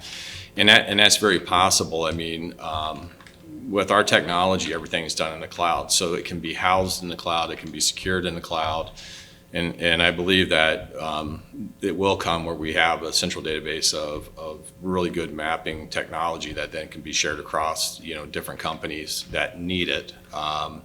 And that's kind of what we're striving for at the end of the day as a company is to be able to map everything that's currently going into ground, so that when it needs to be located down the road, you can get access to that map, which hopefully will help speed up and make more efficient the locating. California Government Code 4216, which is the state one call law, as of January, I think 1st, 2023, they're requiring all new installs be located and mapped and put into a GIS database. That's all that it says. So, what does that mean? What does that look like? I currently sit on a cargo committee where we're talking about this, and CGA, Best Practices Committee, Technology Committees, we're currently trying to figure that out. Right. So what does that exactly look like? How do we do that? How do we get there? Right. Right. So. And I love that point too, because that's what we're pushing towards as well, is how do we gather as-built, right? We'll start there. We've already got the Atlas pages. Now let's get the as-built. And then eventually we'll storm and then could use AI or some other tool to kind of bump the as-built together with the Atlas pages and see where there's a deviation and update those maps. But exactly to your point, like, it's one thing to talk about, it's another thing to actually do the hard work to implement it and figure it out. And it's when you start to look at, hey, what would the workflow look like? What are the liabilities for storing this data? How would we mine it if we had it? And we're awash in data, right? We don't know what to do with it half the time. So we have the idea. I think a lot of people have the idea. The implementation is a challenge. Yeah, it's how you store it, and then how you set up the naming conventions, or you put it in cold storage, and then how do people access? And so I think that's something that needs to continue to be discussed. But you talked about California, so a lot of the DOTs, whether it's Colorado DOT, Florida with their ITS-FM standards now coming out, they're on new builds are going to start requiring more digital as-built. And so we've had a lot of discussions with the DOTs and how to implement that, what's the best way to do it. And so, I think we're going that route, whether it's gas, which, everybody talks a lot about gas, because if you hit a gas pipeline, that creates the most damage. But when you think about Homeland Security, we can't afford to have fiber lines cut, right? Communications cut, data centers can't afford to have lines cut. And so I think you're seeing this now going out where it really started with more of the gas companies through PHMSA. You're starting to see this spread out to all different types of utilities where they're starting to say we need to have digital as-built. Yeah, and I mean, you're looking at around the world. Australia has a pretty decent system, I would say, for the, I heard cooperation earlier in another one, like the excavators and the utility owners are working together as a team. They'll actually be friends with one another. There's really not finger pointing, and if there is, they might own it, right? It's that level of communication and working together. Canada's a little bit different than the U.S. as well, and it's interesting to see, things tend to follow the United States, but when we're talking about adoption and mapping and collecting data, we're definitely behind those countries that I can think of right now. So, is it security concerns or liability, a little bit of both, or is it one masked in the other, right? Yeah, another thing that we're asked for and we can provide right now, and I think it's another way of, again, a discussion came up about efficiencies and productivity, right? We're being asked to provide bend radius, coupler detection, length of runs, pull forces that'll have to be exerted on cables. And so we can now start to provide all of that data. And it's very critical in the data center side when you're talking about ultra high fiber count fiber. When you're talking, 3465 and 6918 and all these different types of fiber sizes that get up very big. So, that's the other thing from a productivity standpoint. If you know the profile of your conduits and stuff before you start installing electrical cable or power or telecommunication cable inside of these pipes, there's a big time return on investment when you're not damaging fiber, which is happening on about 10 to 12% of all fiber builds or power that cable's being damaged. And that adds up to hundreds of millions of dollars on an annual basis. So there's a lot of ways in which I think mapping and locating and stuff can help really facilitate efficiencies and productivity in the industry. so. Yeah, I believe Japan has the Rodic system, where it's generally an engineer with a tape measure is the way it was explained to me, is they know exactly where everything's at, right? They don't really have locators, like, it's right there. The problem locators run into locating fiber optic lines is a lot of those cables are dielectric. So properly installed tracer wires are very key. I know we've been discussing about mapping. Showing on the maps those access points for locators and making it accessible, you know, a lot of these manholes that they install are in traffic lanes. That's one problem that we run into, or we can't really access it. Oh, and then the next access point's 500, 1,000 feet, 2,000 feet away. The placement of the access points and the amount of access points that they put in there is pretty crucial. From the excavator side of things, what's worked best for John Burns is we call out our joint meet. We meet up with the locators to get the communication going. And then, you know, we wait our 48 hours. We try to plan it where we aren't ready to work right at the end of the 48 hours. We try to give them more additional time that's required by law. So we give them at least, 4, 5, 6 days and try to coordinate it in that kind of manner. And we perform what's called, I call it pre-excavation locate inspections, where somebody with 10 plus years of experience of locating underground utilities, I do a walk of the job site, and pretty much right away I can tell that, because you guys know a lot of locators, in the field, it's kind of a high turnover rate for the jobs. A lot of guys, they get their foot in the door, they leave after 6 months, 1 year, 2 years. So you have a lot of inexperience in the field, no fault of their own. But have somebody like me, or there's a couple other individuals at John Burns, we do that pre-walk, and we can kind of see right out the gate, that looks like it might not have been marked correctly, that's missing, okay, that looks good, that looks good. We call up those locators from the joint meet sheet, hey, we noticed these issues, you want to double check it for us? Even avoid calling out incompletes or no-shows, which doesn't look good on any facility owner or a contracted locator. And we try to resolve those issues before all of our crews get into the field. Nobody wants at-fault damages. Nobody wants any damages, actually at fault, not at fault. Especially when you're dealing with these high amount of fiber optic cables that they're putting into the ground. Obviously, gas and electric with the danger that comes along with that. I think when drawing up these maps, they have to take the locator's perspective into it and kind of make it really nice and clear and concise where the access points are and where they can go to hook up to these facilities. And the prints from company to company or facility owner to facility owner, it varies. Some are very, very good, and then some facility owners don't have the resources, or it seems like from my perspective, they don't have the resources or maybe the money to fund that part of their company. But it's those maps are huge, and being able to identify those things in the field is pretty critical. It's interesting you say that, because I've seen firsthand where companies may have had to make budget cuts due to whatever reason. Right. And mapping just seems to be an easy cut for whatever reason. So our maps getting updated in the field. So there's a process, if you're locating and you discover that a facility in the field does not match the record, Right. well, there's a corrective action plan that should happen in some shape or form.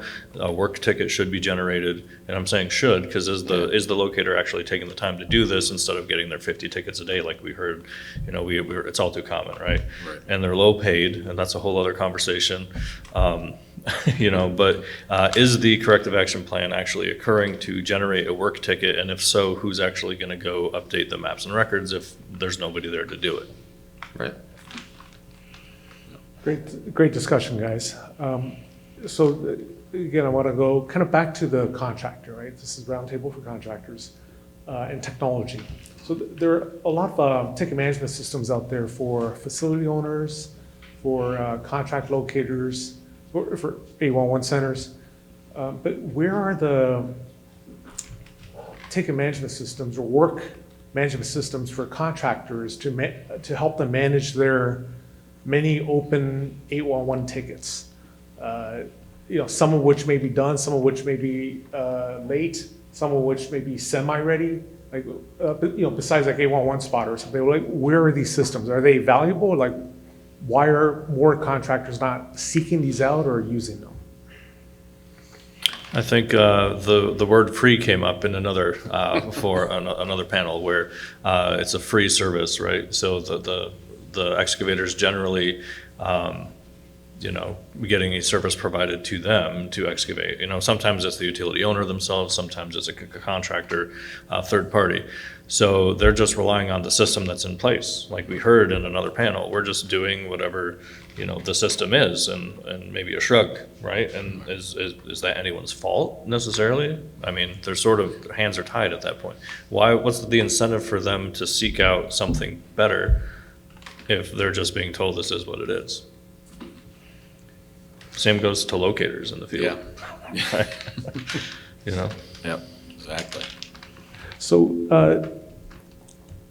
whenever we get together, one of the few things we can agree on is we need more communications between the stakeholders. But often what that means in this space is more cell phone calls and more texts, right, which are 1990s technologies. Where's the Slack or the teams of this industry for true communications? I mean, cell phone's fine, but few other industries use the cell phone calls and texts as their hub of communication between stakeholders. What's going on here? Like, where should this be? Like, why is that missing? Where's that missing piece? I think the missing link there is, we talk about electronic positive response. Why isn't a map part of that? Why isn't here it is? That could be part of it. We have the technology that literally could be built into what's currently being deployed in the field with minimal training involved, right? Now I say minimal, that's totally your highest common denominator. Right. There might be more, it depends on the individual, right? So I think it's a process, but why can't we provide, here's the tickets map, right? I mean, Well, and to the moderator's question about maybe more efficient ways for the locator to communicate with utility owners, and I think one thing we hear as regulators is, in the panel earlier, they talked about damages, at-fault damages, what the penalties are for those damages. We'll hear occasionally, well, the site wasn't located because there was an agreement in the field between the locator and the utility owner. I'll come back tomorrow and finish. Now, we may actually take that into consideration when we're doing our damage investigations, but it's never recorded, right?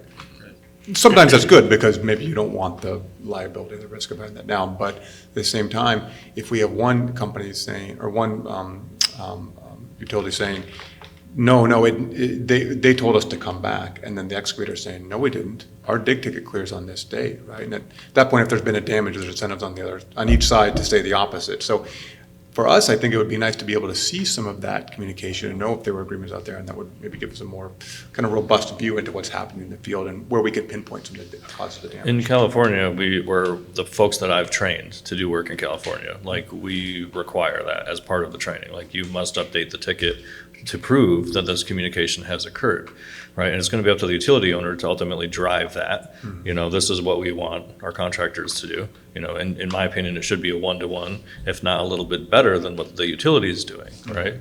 But if it's not on the ticket, did it happen? Well, the answer is no. How are you going to prove that in court, right? It's like witching. It's impossible to talk about locating without it coming up, and that came up today. So, if you end up before a judge and you say, well, he said, she said, there's no proof. Well, who loses? Maybe the customer, maybe the ratepayer loses every time that happens. Yeah, I'm just wondering, like in some of the construction software and stuff that are being adopted now, if you can build in that type of communication. So communication can go back from the headquarters out to the field, and then you have a record of that communication and that can be logged in to that software. And I think that's where we got to get to, because, with inside of companies, people are using Teams, they're using Slack. That's how they're getting their teams together. That's how they know where projects are at.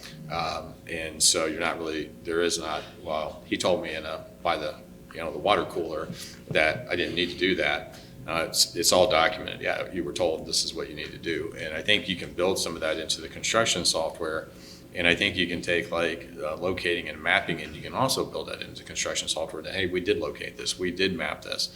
And it's all built into a central database of communication for that entire organization. I think ultimately that's where companies have got to get to, because it does take that out, just sitting out by the manhole and, take the day off. We don't need you to do that locate today or whatever.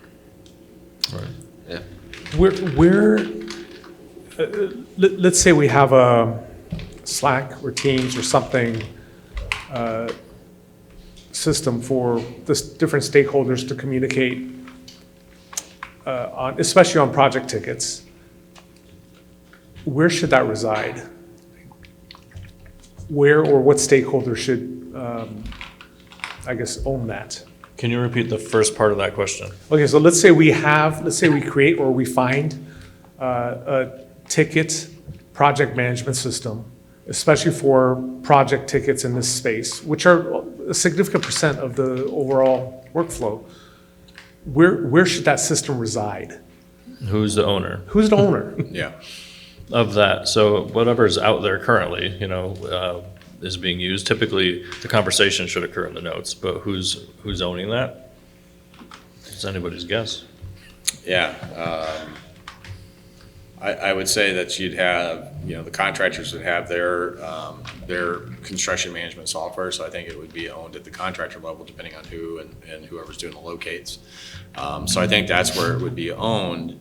The question would be is then how's that information funneled up to the network owners, the utilities, et cetera. But I do think if whoever's responsible for going out and doing taking the tickets, going out and doing the locates, if they had a construction software where they could integrate that in, I think that's owned at, maybe that's John Burns, would have that software internally. I don't know. As far as like some of the stuff we heard in another panel where Chicago's got it right, one of the things I asked somebody with your group, how is it working so well? Well, everything's integrated, right? So this software talks to this software and it all goes back to the ticket. So with that train of thinking, well, shouldn't it be the one call system, right, where that's residing? And it's a funnel for both, since they're sort of the central, Yeah. not mediator, but they're the go-between, right? Yeah, I mean, most softwares are developed now with open APIs, so they're an open source system, so they can connect into another software program. So it just comes down to how that stuff's formatted. But yeah, I mean, I agree with you that might be where it should happen, and it's all about creating open source type softwares that information can flow back and forth electronically. So it's not an email, which right you may not find later on if you need to get to it. Yeah, and I think email is not the best way to manage tickets either. No. And some companies still do that just because that's all they've got, Right. Yeah. So I'm curious, Matthew, because you're at 811 Chicago. And the city of Chicago has this great program, OUC, where you're essentially the nexus of a lot of this information flow and approval and stuff. What are your thoughts on can 811 Chicago also have some system that kind of coordinates and documents communications between the stakeholders, especially on the larger projects? Yes, we could. I think most of this stuff is just a resource question, right? Like how many resources are we willing to put into it? There's the technology angle, which would cost a certain amount of money, take time to build out. There's also the legal angle, right? If we're the kind of intermediary, which we are to some degree already, but if we're starting to take on communication, is there any kind of, anything that come upon us to fact check that information in real time? And if we see something that is inappropriate as far as like against our one call law, let's say, to flag it and somehow stop that behavior. So there are, I think, a lot to explore. Then it goes back to what we started the conversation with. Great idea, execution is probably a little more challenging, but at a basic level, we do already fulfill that role, right? Like you mentioned positive response and expose that information in the dig ticket. Yeah, we do that already. So I think what we're kind of saying is just a more interactive form of that. On the OUC side, which my colleague Sheetal talked about earlier, we do have like a log of the utility owners when they've reviewed those plans, and that information is then transmitted to the excavators in the field. So it's more one way, right? And I think we're just talking about opening it up, coming back the other way, so I'm not managing it. Yes, we could. It's just putting the resources towards it. And with that, I was just thinking about new technology, right, which is part of the title of this particular panel. Once that data is collected and it's been, collected correctly, down the line, everyone's been talking about AR for years, and now it's AI. I'm not going to go there right now, but there's certain softwares right now, like Pix4D is one of them. There's a couple of them where you can, have a RTK survey grade GNSS, GPS antenna and project that using augmented reality. So when are we going to get to that point when the excavator gets that projection? And that scares a lot of people. And I think that fear right now is one of the things that's actually hindering the adoption of these particular technologies on a wider scale. I think it's a matter of time and validating it in the field, right? So case studies, the more case studies that occur, the better, right? I can't wait to get my hands on one so I can actually put my own case study together on it. Well, I think augmented reality and where you've got to get to is, we don't have really good maps today. We don't have a lot, or stuff is not mapped. So right now you have so many gaps. When do you use augmented reality, right? So I think you have to get to a point where you have a lot of the infrastructure mapped, or you're starting to create accurate maps because they're going to utilize augmented reality to understand depth and where that utility's at. So I think, it's going to take some time to get that where it becomes, very effective in the industry. And that's once we have good maps. A lot of people, there are maps, but they don't trust them.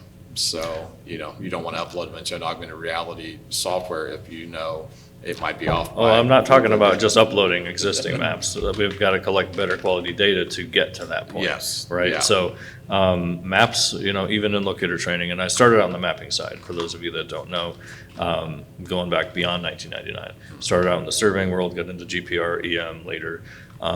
So I was the guy out there making the maps, having no idea where anything was, because for design, you generally don't have, there's no such thing as a design ticket, especially back then. Today, yeah, maybe somebody that actually gets back to you might send you something, right? Even, across, the United States. There may be a state that's better than another state about providing documents. It depends on the utility owner ultimately. So there is a way to create the map without any information.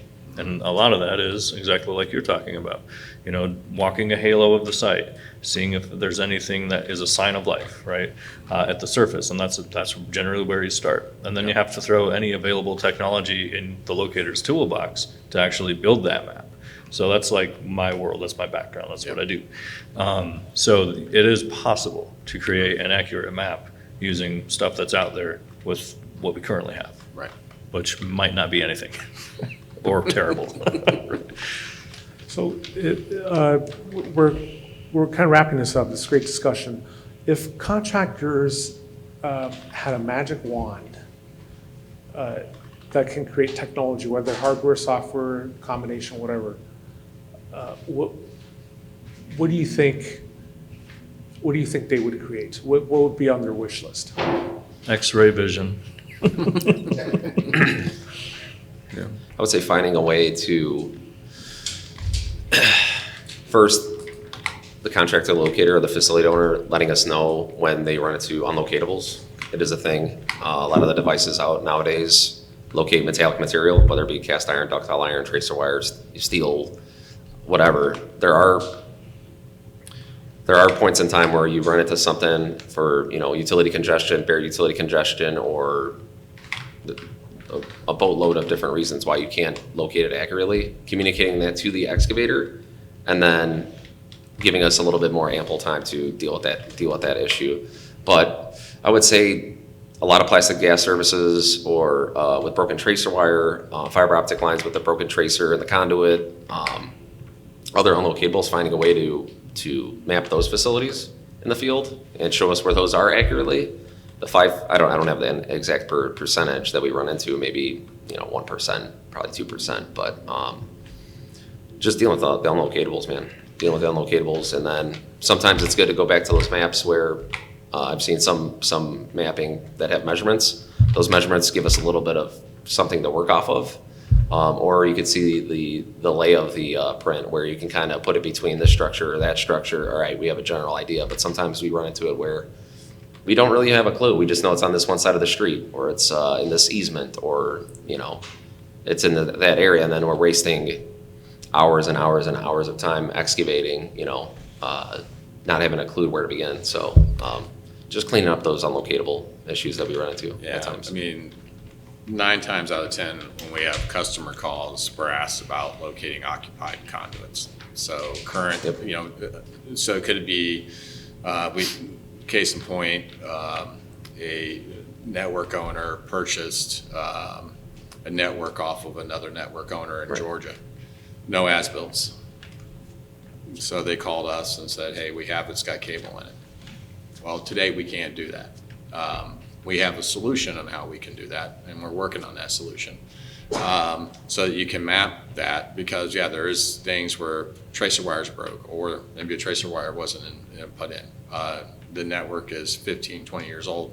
As-bills are no longer, you know, they're not going to be valid anyways. So, you know, the ground's going to have changed and stuff like that.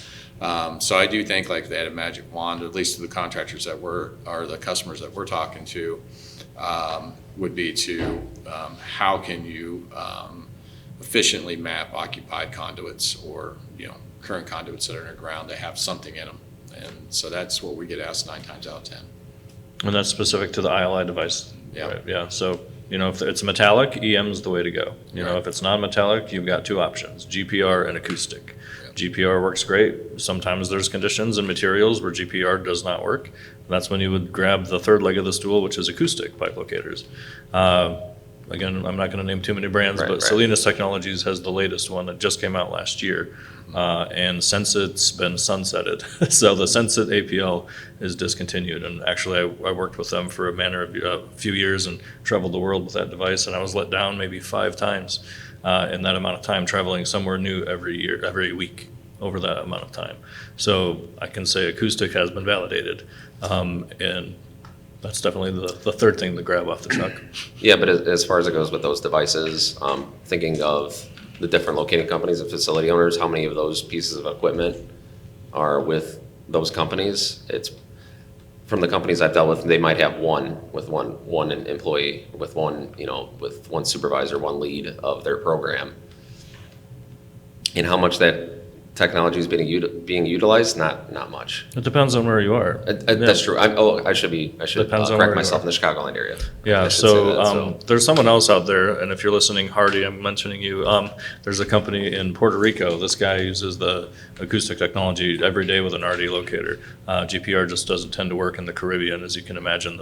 The soils just aren't, very good for GPR, saltwater infiltration as well. So that's kind of like what they're doing, and they're doing projects all over the place. And there's a white paper for that I could send you to, but it depends on where you're at. Please do. Yeah. All right, well, on that note, can we get a hand for our panelists here?